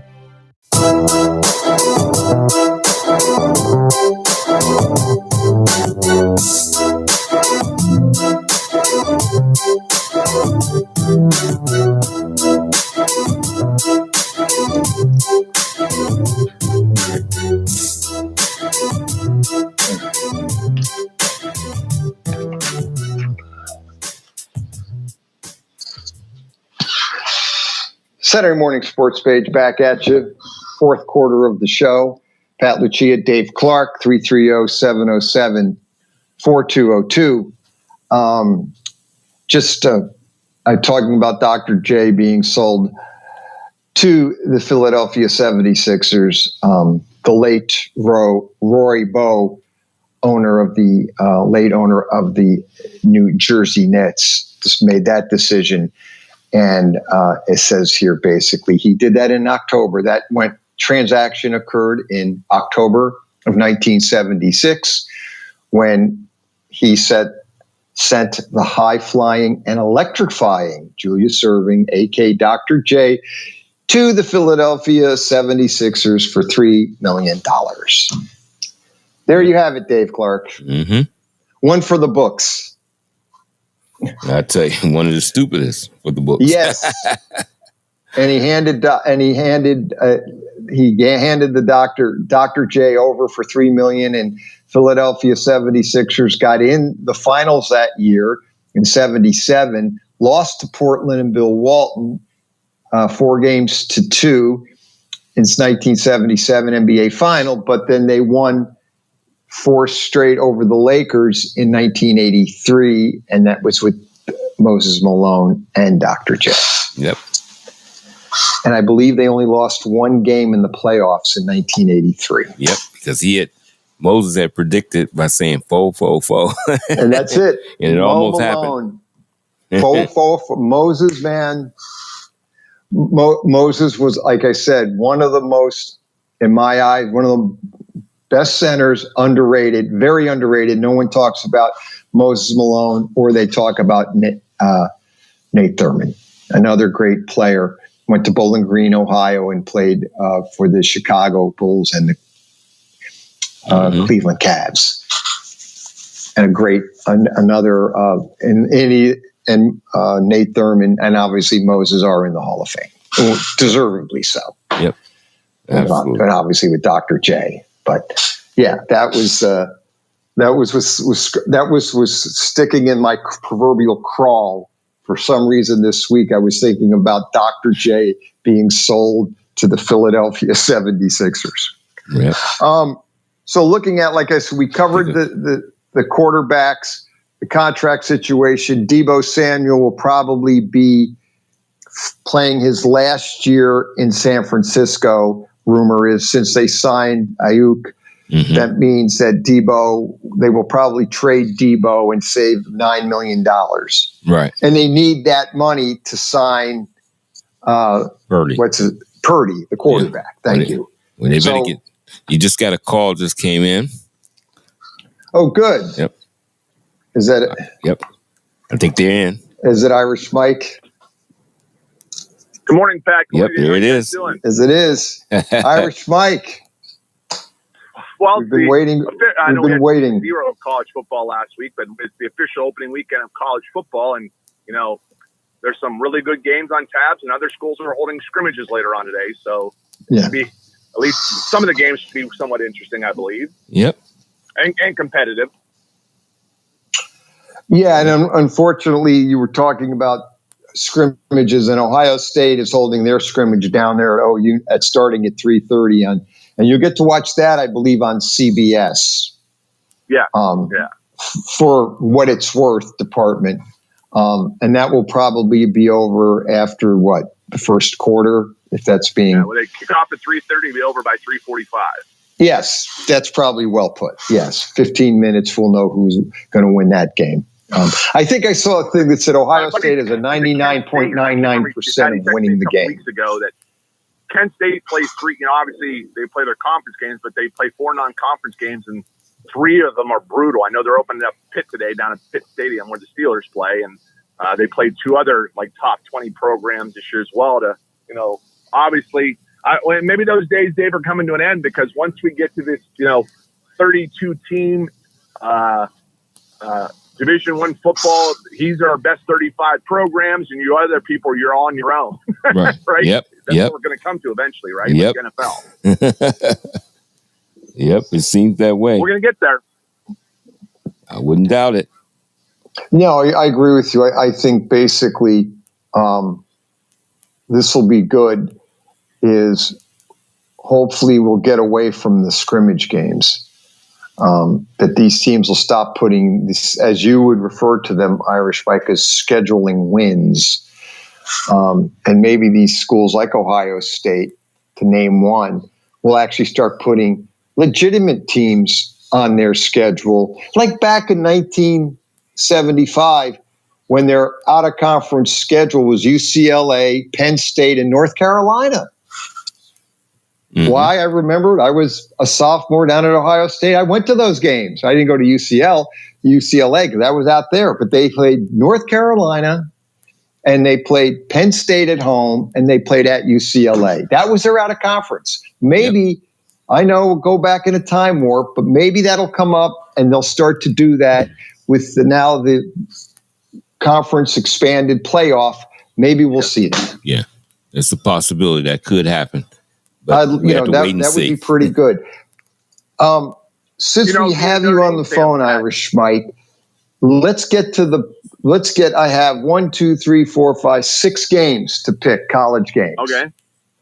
So let's go ahead and get this out of the way now, and then we can kind of talk. Your team is on, your team, the Notre Dame Fighting Irish, they are on upset alert for what that's worth. I don't disagree with that. Which I don't think anyone does. But I don't know how they are a -3 right now. So they're an underdog. I don't know how they could be an upset alert if they're the underdog. Maybe we'll talk about that. No, anyway. Did you say they're -3? Yeah. No, Texas A&M is -3. So Notre Dame gets 3 points. Oh, Texas A&M -3. Yeah. Wow. -3. And let me make sure I have it right, because that's what I thought I saw is Texas. That was the spread was Texas A&M -3. They're at Texas A&M. Right. But right now they go down there, and that's obviously the 12th man, very tough place to play. And I just thought it was interesting that they said they're on upset alert. But when I saw this point spread, and I want to make sure that it was, but it was basically a -3. So Notre Dame's getting 3, no hook, just a plain 3 at Texas A&M as they head out there tonight. And that game is on ABC at 7:30. Which obviously will draw big ratings. Yeah, Ohio State is on CBS at 3:30 today. Texas A&M is -3 going into the game. So Notre Dame gets 3. Let's go ahead and start with Clemson at Georgia. That is 11.5. Georgia is laying 11.5 to Dabo Swinney and the Clemson Tigers. That game today is on noon, and that's an ESPN and ABC. Wow. So ABC and ESPN And let me see. Yeah, now it's just 11, no hook. Well, I think Clemson can keep it in the range. I'm wondering. That's the question. Can Clemson keep this close, or they're playing at the Mercedes-Benz? They're playing in the Dome down there, so obviously it's a Georgia game. It's a Georgia home game, without saying it's a Georgia home game. It is, right. It's in Atlanta, so you got it. Yeah. So bottom line is 11 is the spread. What do you guys think? Want to start with you, Irish Mike? I'm going to go with Georgia. And cover. Yes. Minus 11. First game of the season. That's what makes these so tough, is you really don't have anything to gauge anything on. Yeah, it's hard. I don't know. And it's hard. I'm looking for that quarterback to step up for Clemson. They're going to need him. But I don't know. Maybe at least I think I might be going with the short thing. I'll go ahead and take Georgia too. Yeah. Irish Mike, who's the quarterback on Georgia? Oh, the kid, the quarterback last year.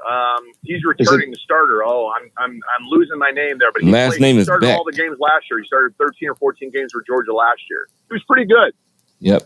Not a runner, he's a passer. Yes, Beck is his last name, but I can't remember. Pretty sure that's his last name. Hey, remember, Dave, the only game they lost last year was in the SEC championship against Alabama at the last minute of the game. So they were undefeated all last year.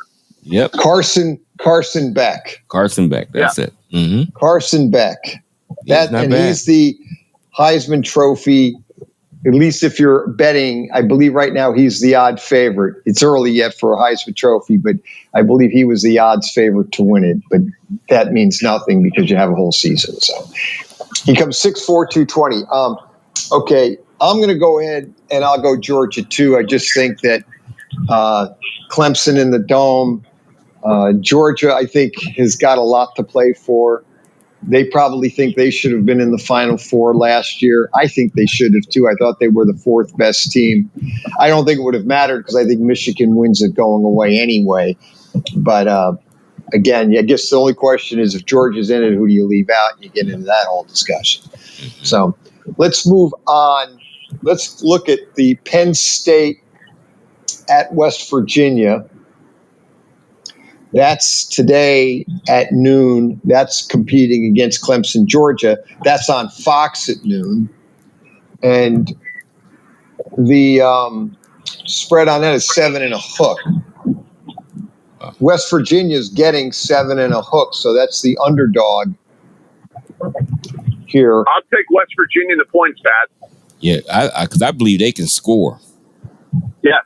And stay competitive in this game too. I'm gonna take them also.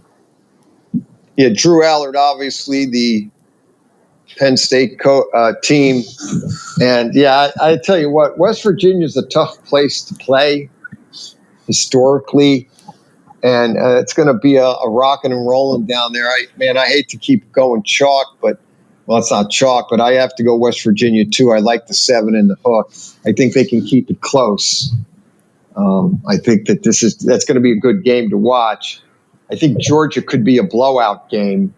A lot of hype going into that, and I think Georgia could run away with that game. I don't think this game will be a runaway. I think it's going to be close. Let's move to the Miami at Florida, and that's Florida gets 2 and a hook at home. Another home dog getting 2 and a hook. So it's almost an even game, but Miami going up to Gainesville to play. I'm gonna go ahead with my Miami, Florida, but they got to play up to their talent and expectations. They definitely got some talent there. Let's see if they can play up to them expectations, though. It's always hard to go down and play at Florida, though. Gainesville is not fun. No, I agree with you. That's a tough venue. Let's see if that. Well, Irish Mike. I don't know if there's a coach in America more in the hot seat in the 2024 season than Billy Napier down at the University of Florida. And if you look, Pat, at Florida's schedule, like come late October, November, especially like their last 4 or 5 games, you want to talk about brutal. It's probably the hardest schedule in the country. Let me just say it is the hardest schedule in the country. The last 5 weeks in late October and the month of November. And to open up against the Canes.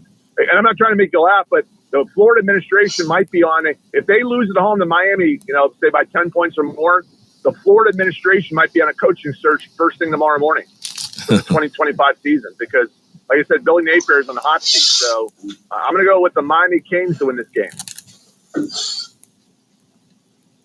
Yep. Okay. I'll deviate from the crowd here. And, I'm looking at, as you were saying, you brought it up. It's brutal. It is. Florida's last 5 games are Georgia home, at Texas, LSU home, Mississippi home, and at Florida State. So that's a gauntlet. Yeah, they have. You're right.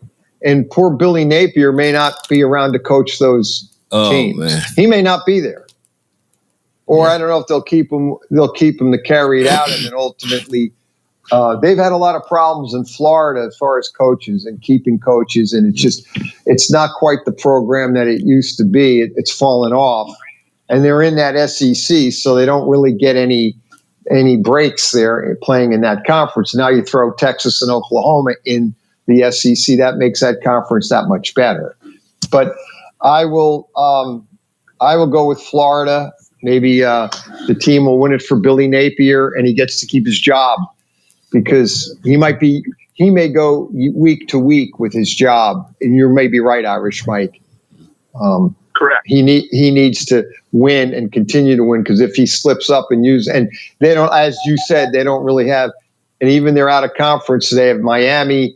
They have Sam Houston. No, let me see.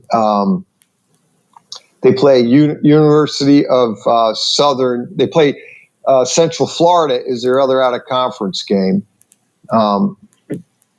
So we'll see Sanford. They play Sanford. That's probably their only layup game there. That's their Akron. If Florida's got an easy game, that might be it, and that's next week. But they have Miami today at 3:30 on ABC. That's going to be the tough game. Let's move on to your Notre Dame Fighting Irish Mike. They are at Texas A&M, and they are actually getting -3, and they are on upset alert, even though they are the underdog. I'm not sure how can the underdog be on upset alert, but. Well, because I think their preseason poll is like 7 or 8, where Texas is number 19 or 20. Yep, I think they were 7 on one I saw. Yeah, so that puts them on upset alert, even though they are getting 3 points. And why this is a significant game for Marcus Freeman and Notre Dame, Pat, is because if you look at the Notre Dame schedule in 2024, moving forward, people look at power games, and this is one of their power games at Texas A&M. And I think in early November. Some people consider Louisville a power game. Other people don't, depending on, what your stance in college football is. And then early November, they play Florida State at home in South Bend. And, of course, Florida State lost last week over in Ireland to Georgia Tech. And then, of course, they finished the year late November against USC and the LA Coliseum. And looking the rest of the schedule, looks like a very, very manageable schedule. So, Notre Dame cannot make the Final Four. They can't get the bye because they don't play in a conference championship game. So when the final polls come out, the best they can be is number 5. That's the best they can do. Right. So Notre Dame accepted this, Lucia, and you and I have talked about this a million times. Here's why. Because they get a bye week in the conference championship game, so they're not playing while everybody else is playing. If they're a number 5 seed, maybe they get the 12 seed, someone like Liberty or a non-Power 5 school at home in South Bend, December 21st, home game. And by the way, all the hotels in South Bend have been jacked up significant prices for the third weekend in December already. So you know where this is headed. And so, and this way, if you win that game, Pat, as the number 5 seed, then you play probably the number 4 seed, which is the ACC winner or the Big 12 winner on a neutral site, which is a very manageable game. Okay. At least It's better than playing Georgia or Ohio State. You know, Joe Klatt did his preview early this week, and his Final Four was Ohio State versus Notre Dame in one game, and the other game was Texas versus Georgia. That was his Final Four. Wow. And he actually has Ohio State as the 1 seed, and Ohio State choosing to play Notre Dame in the Orange Bowl, forcing Georgia to go to the Cotton Bowl and play Texas, which would be basically a home game for Texas. Yeah. Ohio State would do that on purpose, saying, go ahead and play Texas basically on their home field because we get to choose. But the reason why it's so important for Notre Dame is the fact that if you don't get this one, it's going to be tough to be a 5 or 6 seed after this. Not that then you obviously probably got to win 11 straight to get to the Final Four or get to the bowl, get to the top 12 players and get in the playoffs in December. So that's what makes this a challenging game for sure. You know, and the other thing, this happened 16 months ago. Dave Clark's Miami of Florida Hurricanes backed out of the game at Notre Dame. They were supposed to play Notre Dame in late October.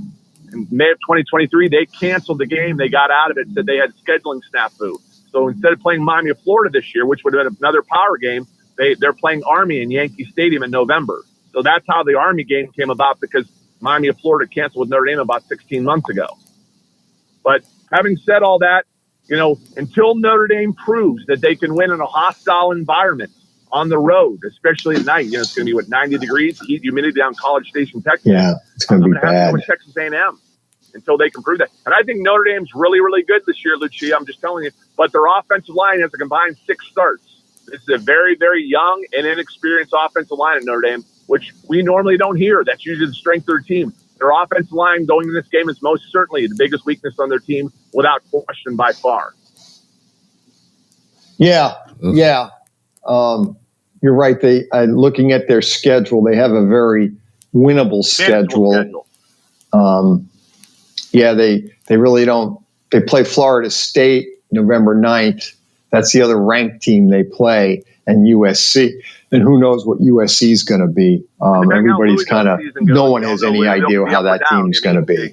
I think they lead the transfer portal every year, right? I think they got 30 guys who transferred in at Louisville, right? Yeah. So you don't know how that's going to match. You don't know one way or the other, really. No, they have Louisville and Colorado are the 2 big teams that use NIL tremendously. I mean, they rely on that very, very heavily, those programs.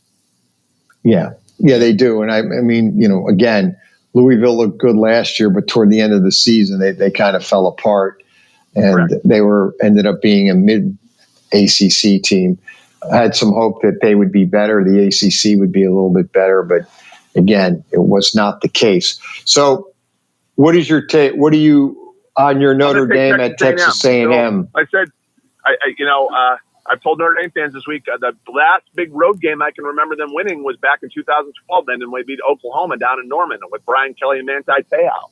That's the last one I can remember, against a top 20 team on the road in a big game, in a big situation. Boy, it's so hard one. Based on that fact, I'll go with Texas A&M. Okay. Yeah. Dave Clark. I know it's a tough one. Yeah. It's a tough one. But I'm going to take ND this time. Me too. I'll take the Notre Dame Fighting Irish. I think that it's going to be a great game. I think it's going to be really close. And that's why I'll take Notre Dame, because they're getting the 3 points. And I think it's going to be such a close game. That might be the difference. If they get this one tonight, Dave Clark, okay, and I'm not saying this to be a homer, if Notre Dame can find a way to win down College Station, Texas tonight, they have a very legitimate chance to go 12-0. Oh, easy. Yep. Yeah. I'm looking at the schedule here. It's almost a given. I mean, Northern Illinois next week at Purdue, Miami of Ohio home, Louisville home, Stanford at home, Georgia Tech home. They got Navy, Florida State, and then they have University of Virginia and Army, and at USC. That Georgia Tech game is down in Atlanta. They're playing the same place Clemson and Georgia are playing today. It's not a Georgia Tech home game. They're playing in Atlanta in the Dome. So okay, well that's kind of going to be a Notre Dame game, because you got all those fans down there. They're going to be pulling for Notre Dame. So yeah, that's usually what. Okay, next one up is USC at LSU, -4. LSU laying minus. So USC is getting 4 points. They're playing this in Las Vegas. Las Vegas, yeah. That's the difference. Where but the Raiders play. Yep. So USC is getting 4 points playing LSU. 2 colleges. I like both of them. Yep. Man. Well, I'm going to jump ahead. I'm going to take LSU. Yeah, I am. Because I don't know what USC. I think USC. Petros Papadakis is on the show with Brady Quinn and LeVar Arrington. Jonas Knox was on, and he said they asked about USC. He goes, "I have absolutely no idea what you have here. I can't tell you." They fired all the defensive people that were Lincoln Riley's friends because I have no idea about this team. They got another quarterback playing, so don't ask me. I don't know. Yep, I'm going LSU. Yeah, me too. What about you, Irish Mike? I'll go LSU. Okay, let's finish, and that's the Sunday night game. Then the Monday nighter is Boston College at Florida State. Threw it on there. Boston College is getting 17 points. Florida State, we lost last week, upset in Ireland by Georgia Tech, 24-21. So you got to figure they're going to be rather upset and not happy campers. A lot of travel, though. They travel but all that across is, Europe, yes, right? it is. And this is Bill O'Brien's debut as head coach of Boston College, correct, Pat? Yeah, that would be Bill correct. O'Brien. Yeah. I'm going to take Florida State to win the game, but I want the Boston College at 17.5. Yep, me too. I was going to say that too. Offensive coach, and he'll keep it close, but Florida State will win. But I'll take BC in the points. Yes, yes, and I do. And you could, if you want, Irish Mike, if you want to just weigh in on the two pro games, you by all means you can. I got Dave here. Ravens are at the Chiefs Thursday nighter, -3. The Chiefs are laying 3 points. What do you think, Dave Clark and Irish Mike, if you want to horn in Chiefs? I'll take the Chiefs. You want Irish Mike? You want to give us your take? I'll take the Chiefs. Yeah, I have to go with Mahomes and the Chiefs. Let's go the Friday night game on the Peacock. The Packers are at the Eagles. Again, -3 seems to be the deal. Eagles are laying the Packers 3 points. They're playing. They're playing this in Brazil. Yeah, it's in Brazil. Yes, this is the Brazil game. I'm gonna take the Eagles, but that's a dangerous game against Love and I think the Packers are going to be good. I do. Yeah, I'll take the Packers as well, Pat. Me too. You're going to take the Eagles, Dave? Yeah, I'm going to still take the Eagles. Yeah, I'm going to take Packers too. I like the points on the Packers on in a neutral site. It's not a home game for either team. Right. It's a heavy travel. So that's for sure. We'll go there and see where that takes us. Yep. Well, that's great. Like I said, I can't wait for these games, especially. I like that Clemson, and I can't wait for the Irish tonight, Irish Mike. Going to be a hostile 111,000 people in a very hostile environment. Yep. Yeah, I know, and that's and what's his name? Wonder where Jimbo Fisher is these days? $85 million. $75 million with them. Yeah, so some yacht somewhere. It's a great country we live in. Hey, that's the show. Thank you, Dave Clark and Irish Mike, as always. We'll be next week. I'll see you next week, Dave Clark. All right. We'll do it again. We got the NFL to get to and everything else. Okay. Everybody stay safe. Do not drink and do not drive. Get a designated driver, buckle up. Take care, everybody. You're listening to WRDB, Western Reserve Digital Broadcasting, Youngstown, Warren, Salem, and around the world. Sports betting fashion. We have more than 40 shirt designs, including our most popular one. Cash and tickets is what it's all about. You'll find VSiN shirts and hats for any occasion, and they're all made to order, so you can find the right design, color, and size perfect just for you. You'll find VSiN hats and even VSiN coffee mugs, all in our online store. Just go to vsin.com/store and order now. That's vsin.com/store.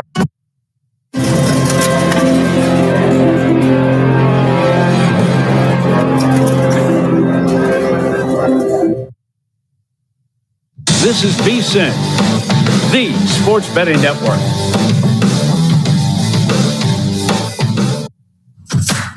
This is the Lombardi Line on VSiN, the sports betting network. Hour number 2 of the Lombardi Line as we welcome you back downtown Las Vegas, our Circus Sportsbook studio with Mike Palm. I'm Ben Wilson. Exciting hour number 2, the latest of the top line movements as we're an hour away from kickoff. First major college football Saturday of the season gets underway here at noon Eastern time. We'll have Grace Remington, one of our new members of the team, coming up in a half hour. Grace will be part of the new VSiN morning show, 7 to 10 a.m. Eastern time. Or I should look forward to it. VSiN Morning Line. VSiN Morning Line. I should mention the actual name of the show, but you can, Mike. VSiN Morning Line. Line movements we're tracking here, and we'll get into some of our best bets for the show today. Might as well. We got a lot that's a lot of games set to fire on here. But Clemson, Georgia looks like the bottom out point, Mike. 10.5 here. It got down to 10.5 about 15 minutes ago from Mercedes-Benz Stadium in Atlanta. We're now up to 11. South Point, one local book here where we're at in Vegas is at 12. A lot of books, rest of country here, 11, 11.5. So it seems like 10.5 was the bottom out point, Mike. And our first thoughts here was that this was a little bit cheap. But there were some concerns on the Georgia injury front. We've seen that buyback now happen. Let me ask you this. Here's a different perspective on this game. What about familiarity with the arena? Georgia plays there almost every year because the SEC championship's there. Short bus ride. Yeah, they're going to have the crowd. It's a little bit, these things are for me, are challenging because of surface. Because both Georgia and Clemson play on grass fields and have leagues that are mostly grass fields. That's not the case in the majority anymore, but they do. So it's a little bit of a different surface, but more familiarity for Georgia. This thing gets to 10, I'm going to have to play it. I don't think it will. I don't think so either. Yeah. I prefer the under at this point. Topped out at 49. We're down to 48.5. Yeah. With you on that. I like Clemson team total under as well. You can find 18s on that. That's the way I would attack that as well. As far as and also the other big one here for the noon Eastern window, starting in an hour, we're down to flat 7. Circuit just dropped to flat 7. Penn State, West Virginia, and you wonder on a game that was 10 most of the summer, will there be any Nittany line interest, Mike? Now that we're down to a touchdown, you already have West Virginia 8 and money line in pocket, so you are 55. You are invested in good numbers. What's the money line now? Do I have an arbitrage here? It might have moved that much. DraftKings is down to plus 225. Well, what's the lay on Penn State? Lowest what's you the can lowest get? Lay? DK minus 278. No, I'm not there yet. Not quite. There yet. Give it. You got an hour. Yep. You got 58 minutes. Trying to earn 3 cents, maybe. Let's get that 3 cent arbitrage going. Come on, Mike. We could all use the 3 cents. When the whole world's on one side, I don't like to be on. That is also fair. Game that surprised me with movement, and I was wanting to see if this got below 17. It has. It is a bet I'm going to make here for the first game for a new coach in Syracuse. Syracuse taking on Ohio. Ohio team I'm really down on. They lose their starting quarterback Curtis Rourke, who goes to Indiana. Team that was decimated by the transfer portal. It's a team I've already played season win total under on. You did a great job explaining that. Was it last week, 2 weeks ago? 2 weeks ago. Your under bet on Ohio. On Ohio. Could have been a pre-recorded bet. You mentioned that in real time. It was a great soliloquy. Yeah. Could have been pre-recorded. Yeah. In the ones that you gave out, and there were 3 or 4, you seemed most convinced of this Ohio one. Yeah, and it's the most juice I laid. It was $1.44 to go under a 6.5, but I still felt comfortable with a tough schedule. All top 3 MAC teams Ohio gets on the road this year. This line got out of hand. It was as high as Syracuse 17.5. Not really sure what's precipitated the late game day move back now on a line that was in the 15.5 range most of the summer. But Syracuse, especially the matchup where Ohio's got a huge retooling project going on offense. Syracuse strength coming in while they have to figure some things out offensively. It's why you see a total pretty low at 44.5.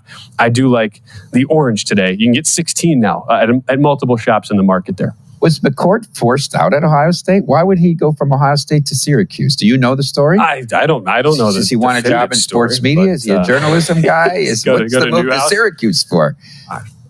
Could have gone to Mizzou for that. I'd rather go. I'm high on Mizzou. High on Mizzou? Drinkwitz. I think Drinkwitz is really good. I thought you were talking broadcast programs, but Jeff Parles. Yes.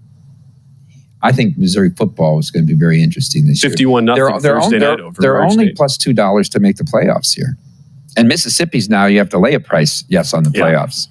But Drinkwitz went through this whole spiel about, I listened to his pregame, how they're really tough to prepare. What they win 49 51-0. Yeah. It was going to be so it was hard. right on the number. I mean, they were Coach 50 with NFL experience. We have no idea what he's going to be running. It was quite a speech. 51-0. How significant is the upgrade for Ohio State at quarterback? To me, it's interesting. I was so anti when you watched McCord last year and the struggles he had, especially throwing any ball 20 yards plus down the field. It almost felt like the narrative was so negative on him that it almost flipped too far the other way. The people are talking about Ohio State like this is some massive upgrade. The McCord was the worst quarterback I think it's ever a marginal suited. Upgrade. I'm not totally there yet on Ohio State long term. Now they're a giant favorite today. They play 3:30 Eastern against Akron. Just updating that line. I mean they've been in the 50 range. It's 49 right now. I don't know. I want to see it for Ohio State. They're becoming a running back school now in the last year. Yeah. Well, they really are. And I mean, you get Judkins from Mississippi, and it's not all recruited talent, but the portal now. But they've really had a nice string of backs here. They have in the last half decade. And you not that they didn't throughout the years, right. But they've really upgraded that position. Well, as much as some of those top quarterbacks struggled in the NFL, but you think about the quality of college quarterback that they had, it's made the bar really high to live up to. And will it change the scenery? I certainly think for Cal McCord it will be a good thing, as much as I was down on him last year with Ohio State this year, week 1, 49 with a 57 total. So you can do the math on that, Mike. You want an Akron team total under like 3.5? That's probably what you're going to have to do. Texas opens with Colorado State. Yep. Huge number. They had their running back issues with injury, obviously, here in the offseason. I ask you from this perspective, I think we'll get a little better idea on Colorado State. I think Colorado State's a sneaky choice to make the Mountain West title game. Your thoughts on the Mountain West title game, Boise and who? Yeah, I'm indifferent on Colorado State because the defense is, to me, really, really porous. And I don't know how much upgrades Gio Norvell has really been able to make on that side. What I am high on, though, is the offense for Colorado State. I mean, Braden Nicolosi-Fowler, I'm glad you segued into this. Last night played him, used 213.5 on the passing yards prop. I'm seeing some 221.5 now. That thing has started to really jump up. But this is specifically a game where, Texas still has some question marks to answer defensively. You see this, I mean, they're a 5-touchdown favorite. I feel like Colorado State will really have their hands full trying to slow down the Texas offense and Quinn Ewers. Could we see Arch Manning in this game as well at quarterback? To the point where I certainly expect with Nicolosi-Fowler, the weapons he has around him, they're going to be able to hit some passing plays down the field. And that was, to me, a low bar to clear on the passing yard prop. That's why I wanted to bet that over, Mike. But offensively, they're going to be in a lot of games. I just wonder, Norvell has been really poor in late game coaching decision spots over the last couple of years. Defense has not lived up to expectations. It's why I'm still more indifferent than anything on Colorado State. But high variance team. If it goes right, they could very well be in that mix. The combination of returning head coach and quarterback is rare in the Mountain West because there's been so much turnover. I think they don't have to play Boise in the regular season. I think Boise's biggest, trickiest game might be at UNLV on that Friday night in October. That's kind of a tricky spot. But I think the Mountain West is interesting. I did bet Boise to make the playoff, plus 480. That stance is based on the fact that I think Liberty can go undefeated and be left out. I firmly believe that. If you think Liberty's going to get in, then how could they lose? But I think the committee will remember the shellacking by Oregon on New Year's Day last year. And the other one that's interesting is Memphis. I looked at Memphis at plus 850, but I think the game in Ireland hurts Memphis. That Florida State loss. Remember, they go to Tallahassee week 3. That could hurt them at the end of the day if it comes down to a tough decision on that group of 5. That's a really good point. Right? Yeah, because you don't. Will it be as impressive as it could have been based on when you projected it out in the preseason? The team that Florida State beat, they lost to last week in Georgia Tech. That's been another interesting one for me, Mike, because this thing got out to 21.5. I didn't get it until it was 21, but I did take some Georgia State today against Georgia Tech. It's a minor fade here. Think it's a letdown spot, travel spot? I think a combination of both. And also, was it Georgia Tech that looked unbelievable, or was it Florida State who just looked slow, unprepared, not ready for the week 0 game in Ireland? I thought it was more of Florida State being really unimpressive than it was Georgia Tech just being this absolutely, like high echelon ACC team week 0. I don't know, but they did. I mean, the fact that it was tied was surprising. They really dominated that game. They deserved to win close, more than the final score indicated. Yeah, certainly. I said I was sitting with Bill Cramsey when they got the ball back with like under 7 to go. I go, this is the last possession of the game. They've been able to eat 7-8 minutes on all these drives. And Florida State came out running the football right down the field. And then after that initial drive, the success wasn't there. They weren't able to get hat on hat. They weren't able to open up the running game. So, I didn't touch that game, but well, especially when you're talking 3 touchdowns in what figures to be a team like Georgia Tech that plays lower possession games. The game against Florida State, fewest possessions in a decade in a college football game. To me, the 21 much more valuable. It's not so much a play on Georgia State with a new coach. There's a lot of moving parts there for the Panthers and the Sun Belt. It's more of the anti-spot, and also is Georgia Tech a team that is really built to be blowing out Sun Belt teams by over 3 touchdowns in home field that hasn't been all that advantageous over the years for Georgia Tech. So a couple of those plays for me: lay 16 with Syracuse, take 21 with Georgia State today. They could have had a double header at Mercedes-Benz. They could have had a day-night double. Why not? They got the early game. They could have had a night game. Is Atlanta United playing tonight? I don't know. Well, that would draw the biggest crowd. That would draw the big. Yeah, people would go to the they think they Georgia laugh. game, the tailgate. They have a bigger support than the Falcons. People laugh at that. They do. It's not fake. And people don't think the Southeast for soccer, but Charlotte, they're crazy for the crowds. soccer there. Yeah, people don't. I don't know why they don't understand it. Yeah, for whatever reason, it just doesn't exist. Alas, we will have more college football to break down as well as we continue getting close baseball? to the noon Eastern hour. I was about to say today.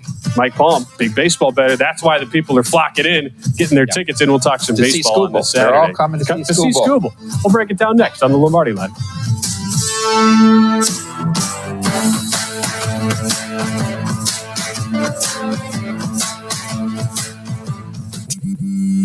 What's better than 1 win?